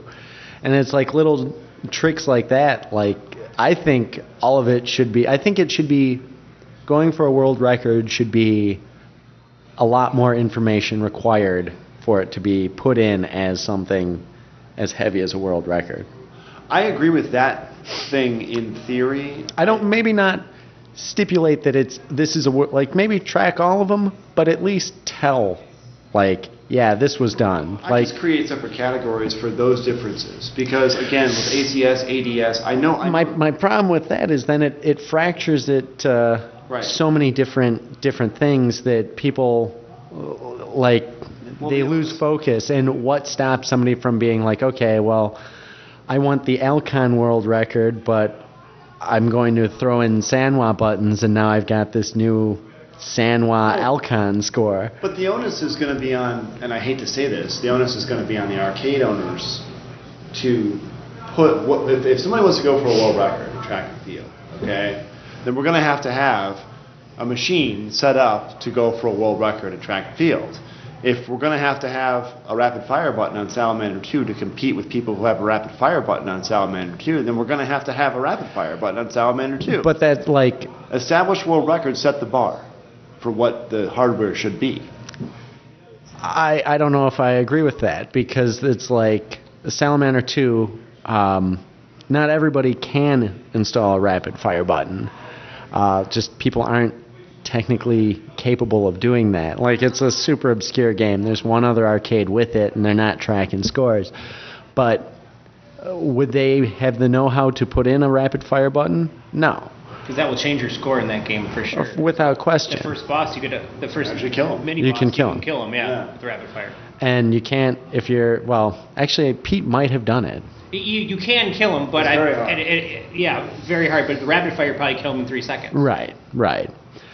I would say I wouldn't put it on the arcades. I would put it on the scoring house to be like we can give them information. Right. I think it's the arcades and the Twin Galaxies that should be like, no, these are the rules for this. Like, we're the arcades. We're just the place that facilitate the arcade games to the players. I don't like being in charge of like, these are the standards for the world records. Like, I think that's why there are scoring houses, and those are the places that should say, these are your rules. Like, we can be like, these are the default dip settings, and they can be like, okay, use those, and then any anomalous stuff that comes along should be up to them and their judging. Well, yeah, system. But you could go either way, obviously. I mean, you could go with, if somebody wants to take down a score, okay, and that score is set with certain parameters, like that rapid fire button you're talking about, then you have to have the same machine to go after that score, or the score is invalid. One of the other. I would say it would be invalid, because like, if you're not doing that, then you end up becoming like anybody. We could start modifying any arcade cabinet and being like Out Foxies, you have to play with jump pedal and light gun. Right. And like, who's doing that? Well, and in that case, what you're really saying is disregard the world record set with the rapid fire button and start over. I would almost say that. I would say it's got to be as close to stock as possible. Like, we're at a detriment on track and field. Like, it's supposedly easier to play track and field with leaf switch as opposed to micro switch. Might be different if we put it in with Sanwa. Would the leaf switch people then be like, no, you did it on Sanwa buttons, you can't do that because it's easier? Can you get leaf switches? Sure. Have you considered that? I have. It's really just a time issue. Like, and like the scores that are being put up in it, it really has made me think about it a lot. Like, that's, if it was, again, it's just so many hours in the day and so many repairs to do. If somebody was really, really, really serious and they're like, this is what's holding me back from it, I'd switch them. Yeah, I don't think that we're quite at that level yet, but I think that those things will work themselves out individually on a case-by-case basis. Because, I mean, obviously you know the issues with the games that are specifically coming up here. And, these things come up with every arcade game where someone's going after a serious score. I mean, we didn't know the issues with Diojo until I started getting into these levels where we started doing more research, we reached out to their people, and... Well, and even then, it's like, are they going to acknowledge that it's white label? There are acknowledged world records for both black label and white label and all ship types. Everything I know, the world record for white label Diojo A ship expert doll is about 2 billion points. All right? I have no idea how they're getting 2 billion points, okay? But I can only imagine that they're chaining every single level all the way through. Now, is that on arcade? That's on arcade. That's the accepted arcade record of Diogo White Label A Expert. B Expert is about the same. I mean, there's slight differences in the scoring, but is it arcade board or emulator? It's arcade board. These are accepted arcade records, and the Black Label version of it, it's 3.5 million for both settings. So the score jumps way up because you can drop the hypers quicker, and the score increases because when the hypers drop quicker, the chain increases faster because you activate the hyper faster. So, but like I said, I can only imagine that they're literally chaining every single level all the way through, getting to the hibachi in one guy, and then killing him on one guy. I mean, that's how developed this game is. That's how popular it was in Japan. That's how many people have been playing it. Again, like you said earlier, Matt, the score that's set by one person and there's one score in there, well, that score hasn't had enough abuse. Sure. Yeah. And these scores that I'm talking about in Japan particularly have been abused to the point where they've been beaten into shape, and that they're now like firmly like those scores are never going to change for that game. Another good example of this is we're reaching the upper limit of Donkey Kong now. We're reaching that 1.1, 1.2 million mark in Donkey Kong. There just isn't a lot more headroom. Mm-hmm. I mean, there just isn't. No. There's not much more you can do with this score. And eventually, that score is going to be so rigid that it's going to stand for another 35 years before somebody beats it by 10 points. Because they thought 1 million was topping out, and then you Right. got 200,000 past that, and you can't get much. I don't think you can get much more past that. And similarly, there was I think I've mentioned this in another podcast, there was a Ikaruga forum that I came across just to see what the scores were. And somebody had beaten the score for level 1, running it perfectly, absorbing every bullet, maximizing which ship color you were when you destroyed certain enemies, the chain, everything like that.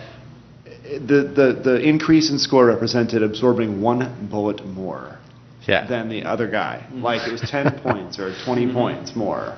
It was like 3.35 million and then like 10. And then the other guy had 0. So that's never going to change. That's it. That's the limit. Mission Craft. Mission Craft. There's a perfect game there. Sure. One of these days. How do you think games that have lockable scores, how do you think those should be handled? Lockable. What do you mean lockable? Like the perfect game. Like, is it? Do you just add these are the people that have got that, or do you just kind of leave it at the guy who got it first? The guy who got it first has got to have some distinction, because that is such an exceptional feat to be able to perfect a game for the first time. Because after that, arguably, people know what to shoot for, number 1. They might have videos, number 2. You put a date next to it. I mean, Billy Mitchell's the classic example. Personally, I don't think anyone's ever going to get the perfect game. There's a couple other people who've got the perfect Pac-Man game since Billy Mitchell, but the only person listed on the card is Billy Mitchell, 7,399, right? But then what about the padding games? Like games like... Oh, God. Like Karnoff, for example? I'm just kidding. I swear, I'm just kidding. Like Midnight Resistance, where... or Contra even. Like it comes down, or Castlevania. Yeah. Like it comes down to, like, what are we tracking here? Like sitting in one spot, whipping or shooting. Yeah. It's like who cares at that point? Like there was a YouTube series about Castlevania where they were talking about the Castlevania 10 million project, and just guys running the game over and over and over again, unlimited lives and everything else. I mean, it doesn't really matter at that point from a scoring standpoint, because if you've beaten the game and you loop it or whatever and you're able to get through it on the hardest part of the game again, then what difference does it make? I mean, if it should be like, this is a top player, this is a black belt, if you will, at this game or whatever. Like this is an expert at this game. There's no difference in any. If somebody came in here and put up 2 million in Castlevania on 5 guys, and I could come in, I could take it back on probably the second or third attempt. But who cares? He's at exactly the same level as I am. Well, You know? It'd be nice to like know like what the score is without padding. Like Rolling Thunder is a classic example. like killing each guy once and moving on. Yeah, Like you can kill everybody, but the second time, like you're done as soon as you start waiting around for guys. Right. Like, Well, that's why I think the lowest score to complete a game is a very interesting benchmark to award for. Like somebody who minimizes a score for completing the game, that would be difficult to do. but it's not playing the game how it's supposed to be played at that You point. don't know. Like I mean, you're trying to progress as quickly as possible through the game. well, like okay, again, we can use Midnight Resistance where there's 1 point that you can pad at, 2 points that you can kind of stick around, and like there's a limited number of enemies that come, but they can all. There's these face blocks that move up and down, and they come from off screen. So there's like 10 blocks in a row. It's like 100 faces total. You can kill all 100 faces. They don't respawn. The last boss also has some minimal things that he spits out that you can shoot for 100 points. But like, I don't know. I just think it would be better to have like, this is the score, and the first person who gets this score, like that's the record. And honestly, I'm kind of on the fence. Like TG was locking stuff. They locked Contra because of that. And elevator action. They locked Super Mario Brothers for a while because and Mortal Kombat. The requirements to score on Super Mario Brothers are so ridiculous. Well, you can't sit in this area and hit this turtle you can't hit turtles more than once or twice for each turtle. Like you can't stop them and then start them again. You can't.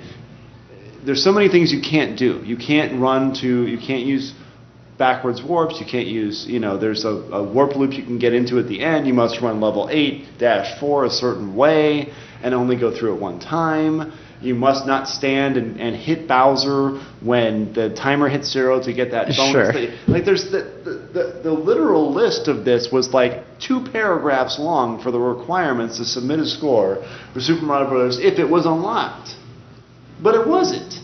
And so I think that, like I was saying earlier, when somebody can do a game, like I can do Castlevania, that represents me at 13 sitting in my bedroom with a bag of goldfish and nothing else to do on a Tuesday afternoon but run Castlevania like 80 times until I beat Dracula. Mm-hmm. So I did it, and I came in here and I was able to do it again. But whether or not I can score 1.4 million or 2 million or 2.5 million in Castlevania doesn't tell the whole story for me as a gamer. What tells the whole story for me as a gamer is what I can do on 70 games. And so I sort of think that like that part of who a gamer is, it's one part of a puzzle. It's not the end-all be-all. Sure, but it's, again, to the average casual player that walks in, and like they don't follow everybody like the hardcore players do. Like you might be known amongst other players, but to the casual player who comes in for the first time and just looks at 1.5 million in Castlevania, what's going on here, and they don't know what you're doing. Like they say if they can play through Castlevania and get through the whole game on one guy, and it's still not, it just leaves this question of like what's going on.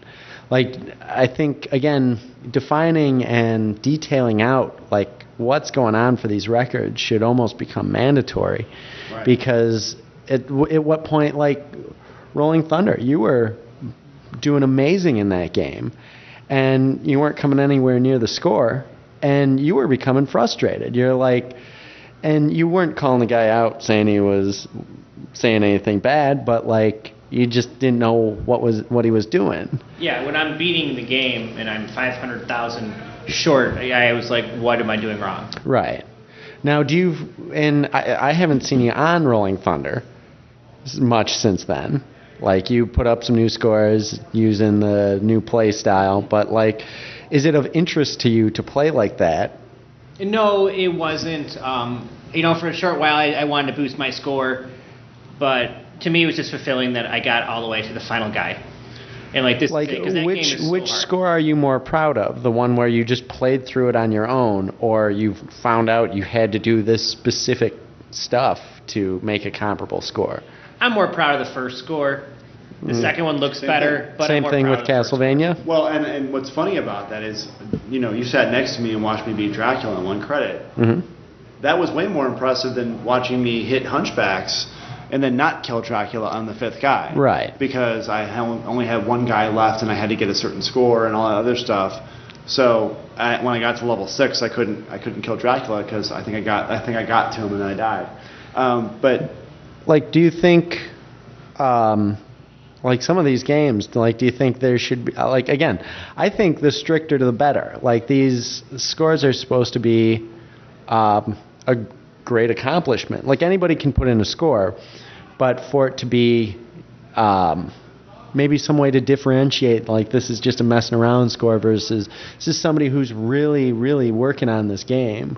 Well, I think an idea that I had was if we were able to figure out which games we wanted to make the playthrough of the game the emphasis rather than the score. And Castlevania is a good example of this, and so is Rolling Thunder, quite frankly. Yeah.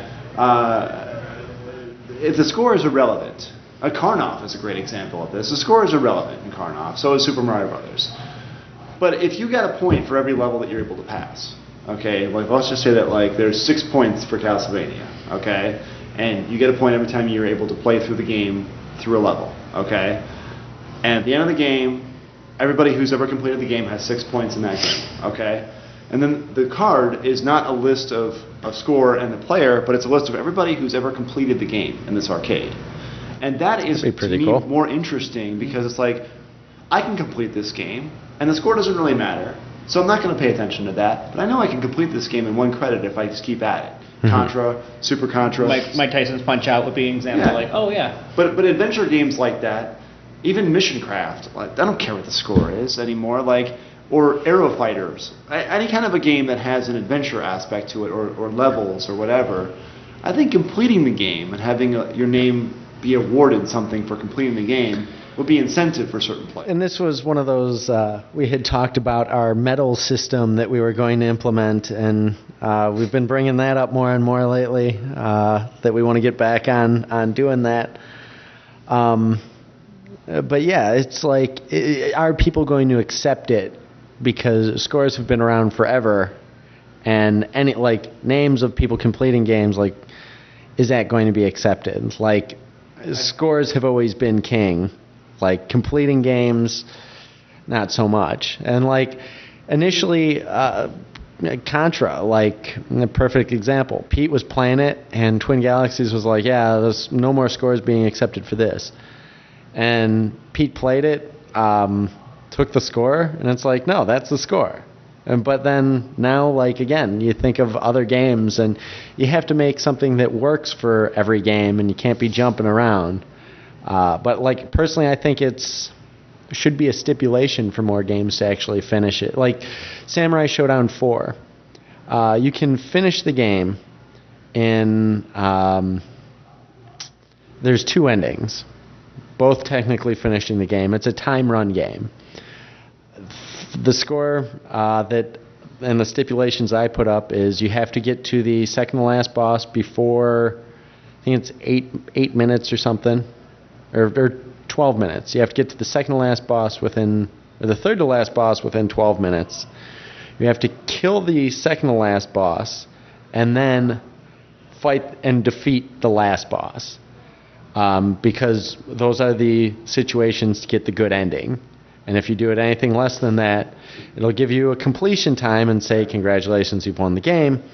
But that's the true ending. And like it took me, I played that, and that was a challenge, to say the least. Like, I spent probably, I don't even know how long on Samurai Showdown 4 working on that to find that out. And they don't tell you how you get them. And I couldn't find the I was even resorted to looking online. I couldn't find it. So it was really a lot of effort to come up with that one. And it's not one that anybody else is probably going to want to play, but it's a tough challenge.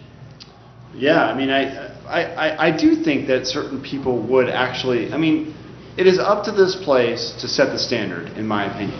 Like I think like Castlevania at this point, and Rolling Thunder as well. I would think Beat the Last Boss is going to be like I think that should be a stipulation. I think that for Castlevania, I would be open to this because, obviously it's my score and whatever, but I'd be open to opening the score up and saying anybody who can play through beat Dracula, and then the person who gets the furthest into the second loop. That's the world record. Well, what about just no pad? Like game like Castlevania, you could easily go run it till you're dead. Yeah. No padding. Yeah. Don't pad. Yeah. Can't kill. You can't kill hunchbacks. Can't kill skeletons. Can't kill. Well, and like there are situations where like a bat's right. It'd be nice to know which games have heavy pad areas. Yeah. Mm-hmm. Well, I mean, Splatterhouse is a good example of a game that features some padding as Sure. well. And that was the source of. I mean, Nate was getting all the way to the last boss, but he wasn't able to pad. Right. Last time Anthony recorded a perfect run. Right. And he has the like no padding. Right. Going through the mansion level one way, and it's the most effective point way. Right. Killing the bosses, but it's always like a boss that shoots out little things that like you can't help. You can't help but hitting them. Right. But it's like, at what point is it going to become like 100-point difference in the world record? Well, and that's the thing is that you sort of have to take some of these records with a grain of salt because, and I mean like it's not so much that I'm discounting, one person's achievements versus the other, but like, okay, a good example of this is that Fred DeHart and I have like 13,000 points difference in Aero Fighters right now. Okay, I technically have the world record in Aero Fighters, but I do not consider my score to be better than Fred's. We've gotten to exactly the same point in the game. I just happen to run the first part of it a little bit better than him. You know what I mean? So it's not. But that's for me. It's like we're at the equal skill level. That's the way that I view it. Is we're at an equal skill level, and I happen to do a little bit better than him earlier, but he could easily take that score anytime. Sure. It's just. But to the outside player, like until Fred does it, his name's not on the card. Well, that's true, but I'm just saying that. Like that's the difference of first and second place. Like you did that one part better. Right. Fred, until he does it better, Right. is like he's right there. But he's not. well, nobody. Again, that's like people in the clique know that Fred's right behind you, but everyone else, they don't research it enough. But it's even more of a reason that if we aggregate this thing to where individual accomplishments matter less and aggregate, picture of gaming.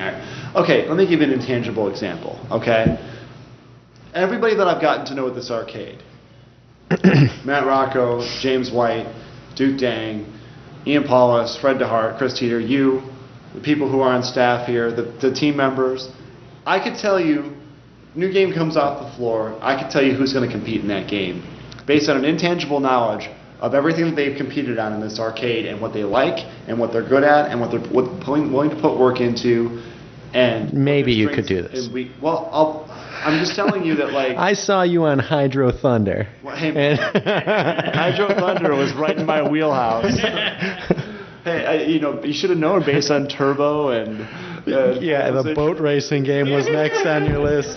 No, but I'm just saying, like, if you put a game on the floor, there's an intangible thing, and it's based on me having a sense of what I've seen from hundreds of games on one player.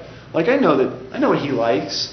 I know what kind of games he's going to respond to, and I know what he's going to be willing to put work into. A lot of this stuff, to be quite frank with you, is I'll play Frontline once and I'll have no interest in the game, and then I'll ask you to delete my score from more games because it's so humiliating to see James have like 100,000 times my score.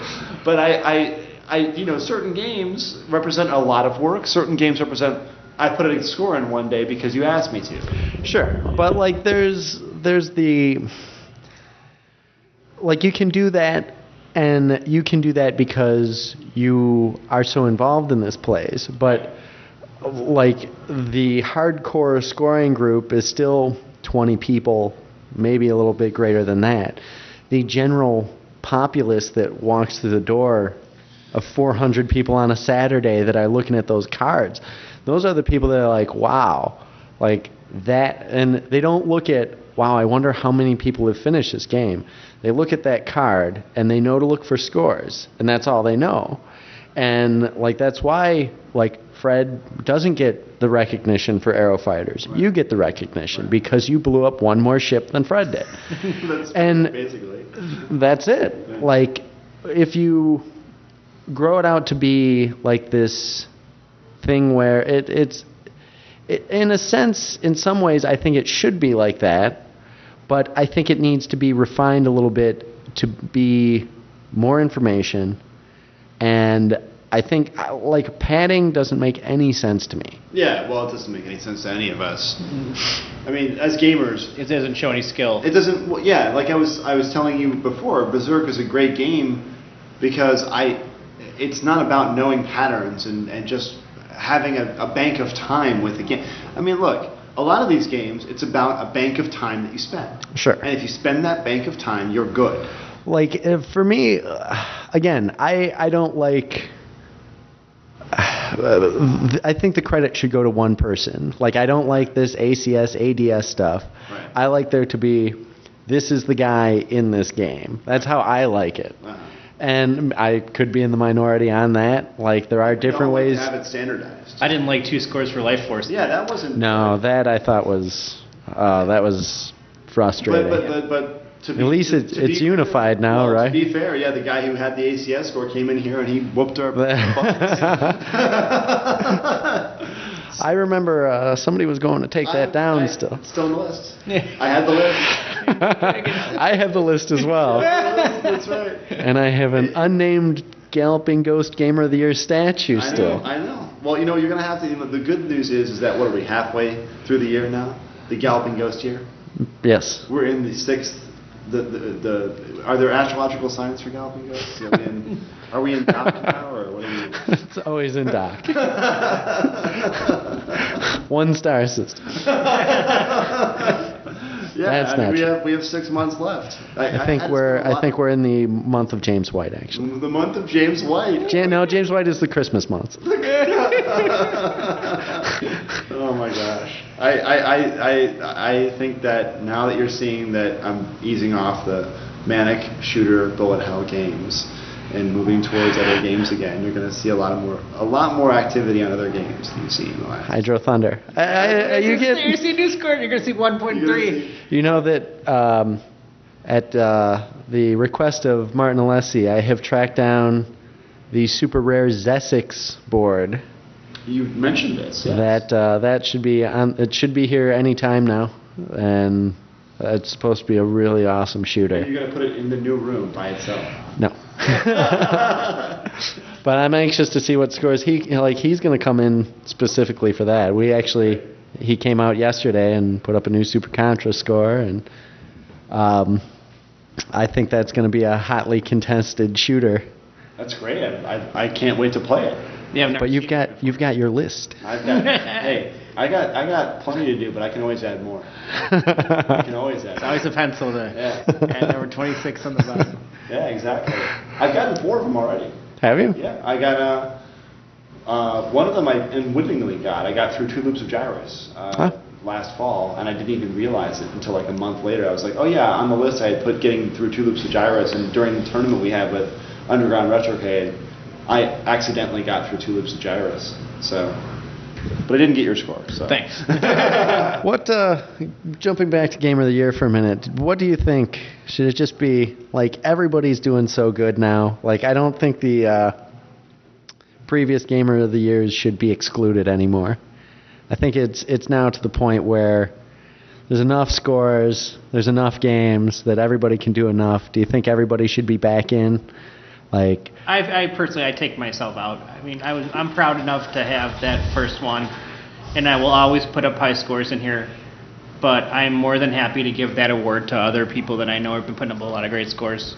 I have 3 people in the back of my mind already that I hope win it this year, and one of them will win it.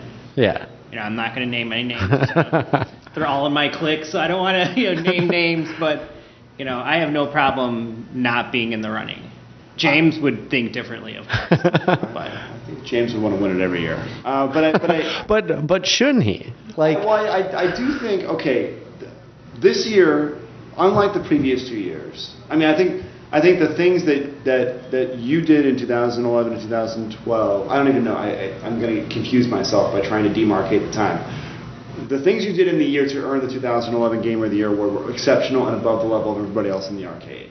And I think the things that James did last year were unquestionably above the level of everybody else in the arcade. Honestly, looking at how many scores Rocco put up, he should have still been in contention. It definitely... It was close. By having that stipulation, it made things a bit easier. Absolutely. Because it would have been like, oh man, what do I do here? And I mean to say that I was not counting Matt's accomplishments from 2012, because obviously you were right there. And I think I told you, if you asked me, it could be either one. Sure. There are so many candidates this year that I feel as though it might be useful to have some sort of event that has some say, not all the say, not even close to half the say, but an event that people put up a lot of scores and a lot of games in, that has some part in determining it. Well, and I have been mulling over this play and set a score in every single game in the arcade type situation. So maybe that would be good. What would you say? Do you think James and Rocco should be eligible again? I do think that James and Matt should be eligible to win it again. Okay. I also think that I really strongly believe that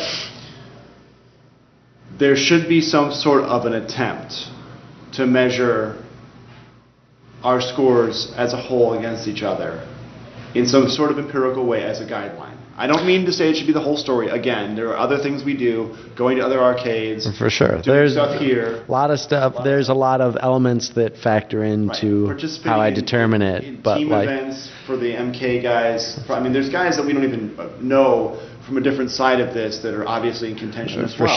For sure. There's probably 13, 14 people I could name right now. There's people who organize events for the arcade. Sure. What I'll say is that a big element of it is obviously scoring. It plays a big element to it. And I would like to see whoever is in contention for this award this year set a score on, if not every game, then 90% of the games in the arcade. Because I do believe that to be Gamer of the Year at Galloping Ghost, you need to play almost every game here. I agree with that. Yeah, for sure. And that's not to say that the people who are in contention are not at a level where they could do that, but I think that that should be an explicit thing, because it implies that you spend a lot of time at the arcade, and it implies that you spend a lot of time on all aspects of the arcade game. And that, I don't spend nearly enough time on fighting games, as you know. Yes. That's something that I need to work on. But if I had that incentive where you're like, you know what, you need to set a score in Street Fighter Cross Tekken now, or not that game, but Street Fighter Alpha 3, you need to set a score in that game, or that's not going to count. I need to get an idea of where you're at with this. Matt Rocco's had too much time for fighting games, and has stretched a little too far into the unplayed games, and I've caught him on survival arts. Really? I like survival. Really? That's great. Comes over, he shrugs his head. I don't judge. Runs away. I think that doesn't eliminate you from running of the Gamer of the Year this it's year. Part of playing every game with it is. That's my goal. Keep saying that. The other thing I think is a good sidebar to the conversation about Gamer of the Year is that the people who, obviously I'm hoping that I'm in contention for it. I'm hoping that I win it, and I think that a lot of my friends are in contention for it, hoping they win it as well. We talk about it, and we encourage each other, and we encourage each other to take down scores of ourselves. And I think that's the point of it, is that someone's going to come out on top, and we know it's going to be fairly evaluated, and we know it's going to be fun, For sure. And I think one of the things that doesn't come through sometimes because we're all ultra competitive, is how much of a positive atmosphere for competition this place is amongst the regulars. For sure. Like, even when James and you go back and forth on a score, it's almost always good-natured. You guys almost always encourage each other. And when I go back and forth with DeHart on a score, it's always good-natured, and there's a little bit of ribbing involved, and all of us get a little bit like protective of certain scores. Sure. But it's always in the spirit of friendly competition, which I think is a really important aspect to this. And I hope that comes through in this year's Gamer of the Year. I'm sure, like, everybody here is very cordial, and I think hopefully it'll remain that way. Like, everybody, same thing, like you're saying, everybody's competitive and everybody wants to win. I keep some of the criterias of how I judge Gamer of the Year to myself, just so I can have those things that I'm just kind of watching in the background and seeing what's going on, and I don't want people to really focus on those elements. I just want them to be a natural thing. I let a lot of them be known, and a lot of it is like, again, obviously scoring. I've huge in watching the out-of-the-box scores and the progression of games, and like the way people are sticking with games until they meet their goals on it. All that factors in. Again, I've had new people very interested in it, and it's just going to be a growing thing. So. You wouldn't refuse Game of the Year if you were to win it again, would you? Absolutely not. Okay, good. Yeah, two trophies will look nice. There we go. I like that. You know. I can make them in the opposite direction, so you can have some nice bookend. That's right. What I really want to win, even as much as Gamer of the Year, is that first Dark Presence statue that comes out of the machine. That's coming along very nicely. I've heard rumblings that we might see Dark Presence not too long in the future. Yes, it is. It is progressing very well. We are looking heavily at doing a pretty major showing at the Midwest Gaming Classic, and might even, depending, might even let a first hands-on test of the game. That would be viewable in public. Maybe that'll get you into fighting games finally. I told you that I will work on fighting games in Dark Presence this time. I will hold you to. I'm anxious for everyone to see it. Right. It's been we brought Sunkan, who's part of our team, MK team. He's now working on the game, and when we get to the open beta testing thing, I'm so excited for that, to let the fighting community have at it and just beta test it. And we want to get as much of that sorted out, so when it launches, we don't have to do day one patches and stuff. And definitely ramping up on the interest in it. I've been getting a lot more emails and doing a lot of interviews on it. So great to finally be coming closer to the completion of it, and can't wait to maybe I'll fill the whole room with the expansion room with Dark Presence machines. Nice. Do you have another announcement about the Midwest Gaming Classic in terms of what other content we might see there? Galloping Ghost. We've still been hashing a lot of it out. Again, so there are definitely a lot of surprises in store. We've been asked to do some live podcasts from there.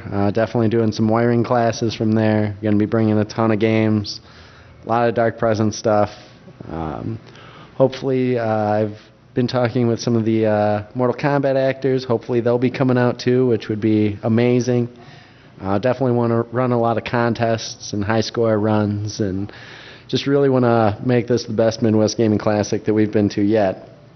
And again, our high score that you two, I hope, will both be there. We will both be there. I had a great time last year. Yeah, wonderful time.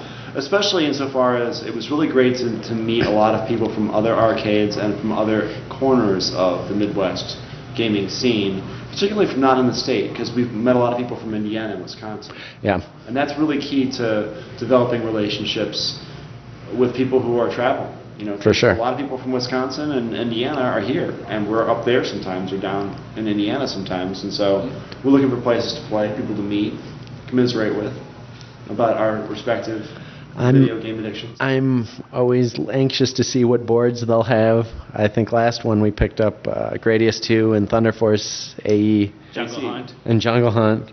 Jungle Hunt, that's right. I forgot about Thunder Force AC. Yeah. Game has been sadly neglected. It has been. It's an awesome game. Yeah, it's just that Blitz cabinet. Just, Well, maybe if there's a shooter's room. I would love to see it. One of the nice perks about having the Aero Fighter score is that I've got Blitz people blocking it out. Half the time, so I don't have to worry about crowds in there behind those guys. Maybe we could pick up cheap Buck Hunter over there. No.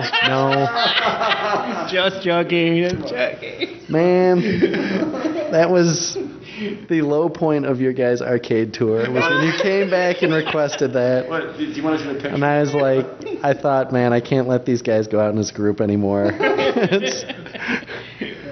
Was it Big Buck Hunter or was it Buck Hunter? It was Big Buck Hunter. The big one. Is that what it's called? Is Big Buck Hunter? Is that what it's always been called? Well, there's Big Buck Hunter Pro. Yeah, Pro Safari. And then there's years after it, I believe.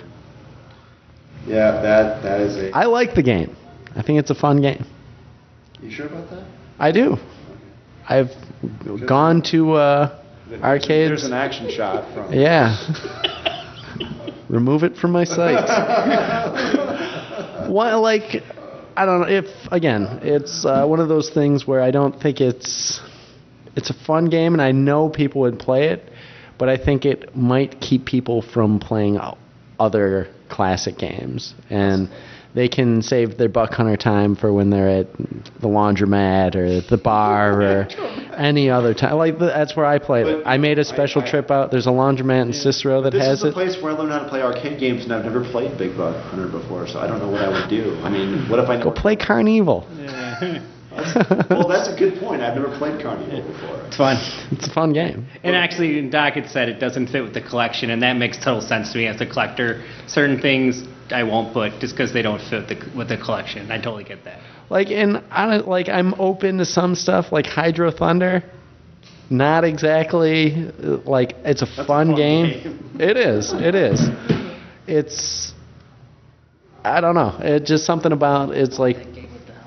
The helmet, yeah. There was a really weird game with No Limit. It was like it's like Beachhead 2000. Oh, that's. You put the helmet on and then you're like shooting stuff. That's one of the alternate setups to Beachhead. Yeah, it was in space though. Yeah, there's a Beachhead, Mech Warrior, all those games can go right in there. Oh, okay, yeah. Yeah. But yeah, maybe many years down the road when Buck Hunter's not as prevalent. But then people are saying the same thing about Dance Dance Revolution. Like those are actually getting harder and harder to find. Games at No Limit. They had one of those. Well, then we won't get one.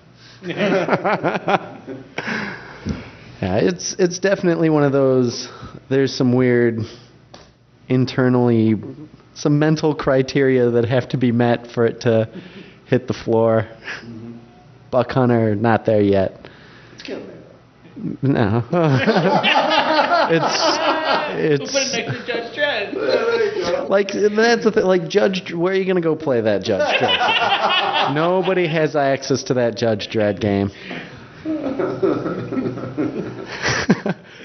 And want to give a shout out to Chris Delutri, who was in a car accident, and he's usually here all the time with me and everybody else, and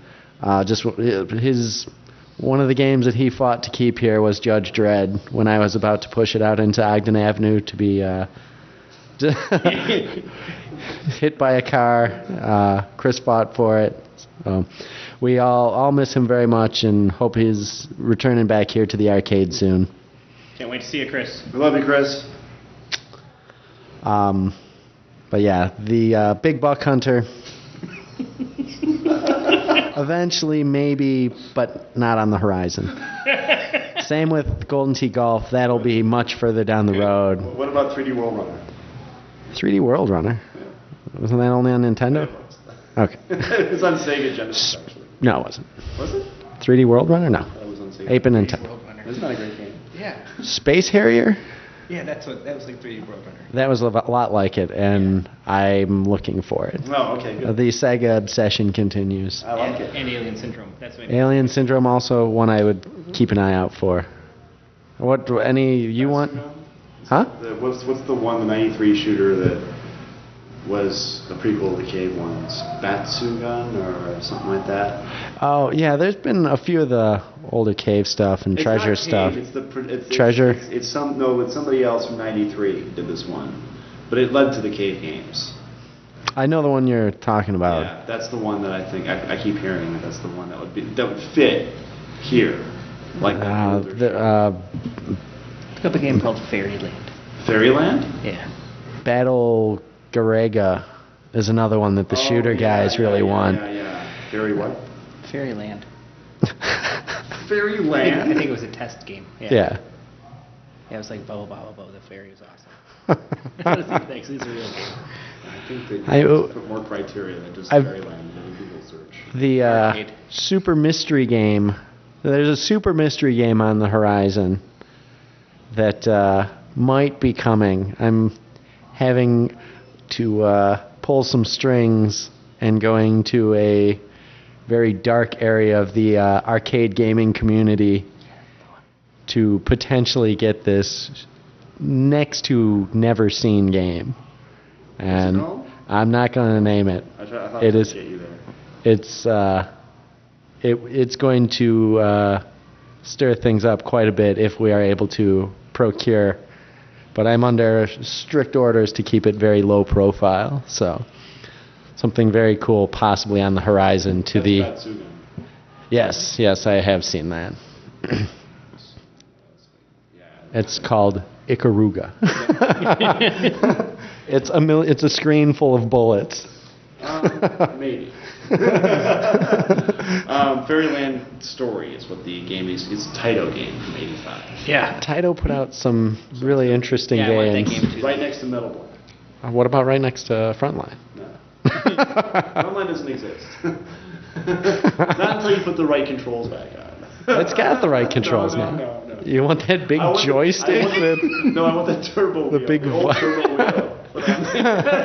That thing was destroyed beyond recognition. Yeah, really? What'd you guys do with that? It just fell apart. Interesting. Yeah. They put it on Cruising USA. Yeah. Oh, that's Cruising World, right? Yeah. So what's everybody playing tonight? My little bit of time left, I'm going to hop on Donkey Kong 3.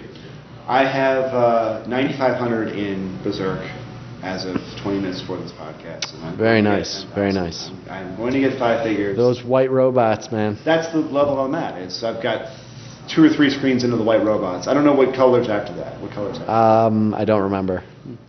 I got to them. No, you had to get past that because you got like 12 or 13,000. No, I got 10, just over 10. Just over 10? Yeah. Yeah, so that's where it is, I think. I can get to the white robot with not losing any guys and then lose all my guys. The white robots. They are quite fast. And I'll probably play a little bit of Metal Black. Blastoids, I'll put up 100,000 there you if go. I can. There you go. I put up 75, so 100 is not too bad. And I'll try to get a perfect game in Karma. Nice. Squeeze that into. Exactly. Yeah. What about you? And I will probably give one more attempt on Golden Axe tonight. All right. And I possibly. Yeah, we probably should. Yeah. Why not? I do have to point out that not one of Martin Bedard's scores have come down since his visit here. Not a single one. Not a single one. How many? Which he got Mega Force? 9, I believe. Alcon. Life Force. Golden Axe. Golden Axe. What else? Alcon. I already got Yeah. Alcon. Oh. He got a couple Strider. No, he didn't get Strider. Yeah, Strider. I looked at the card today. Did he? Yeah, 330-something thousand. He got a lot of games. He did get a lot of games. He didn't And do not 42. one. Life Force. He didn't do 42 though. No.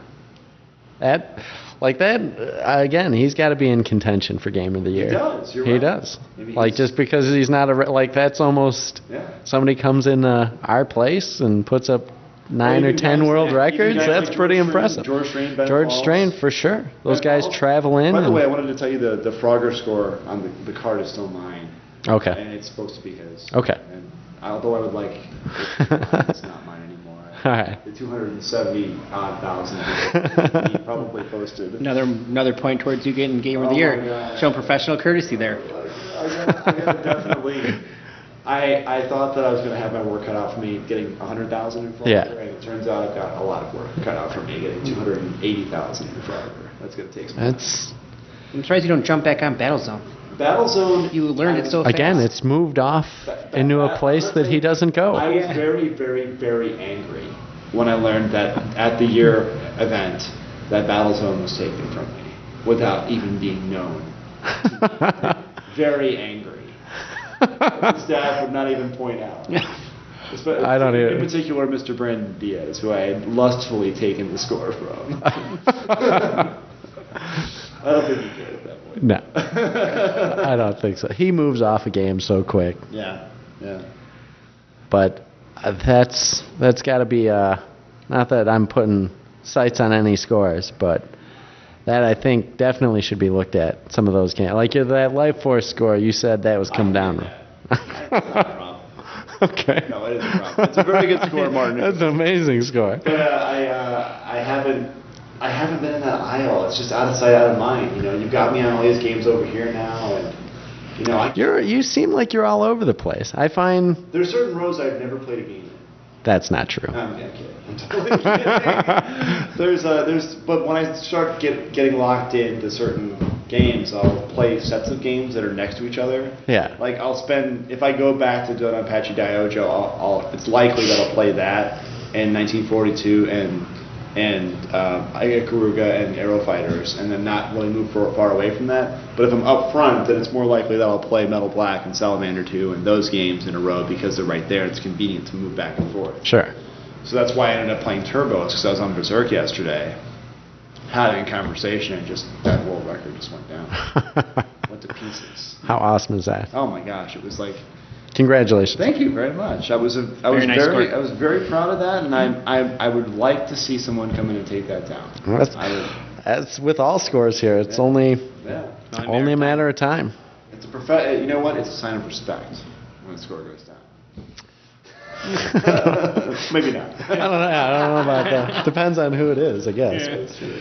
But any other topics of discussion you want to cover, or? No, I mean, I just thanks again for all the work that you've done in the arcade and getting everything on every front as up to speed as possible. You know, and thanks to the staff. And you know, Never bored when I'm here. Yeah, we're really looking forward to Midwest Gaming Classic. We're really looking forward to going to Fun Spot and the tournament out there. And definitely another. I might have to see if I can't join you for that. I would love if you join. I apologize, I can't go. Oh, that's fine. We have room. We actually have 2 rooms that have a total of 4 beds in them. So we have 3 people going right now. So you do the math. There's an empty bed. Now. The next year we'll have to have a cot on the floor for 5. Yeah, that's what I'm saying. Yeah. But yeah, that's, you know, we'll just keep on taking scores. Cool. Cool. Awesome. Well, thanks everybody for listening. Again, this is Doc Mack, joined with Matt Rocco and Matt Walters. Did I just say that right? Yeah. Okay, good. Wow, I'm still really tight. But thanks everybody for listening. Again, we're here at the Galloping Ghost Arcade, and hope to see everybody here playing some games. Thanks a lot.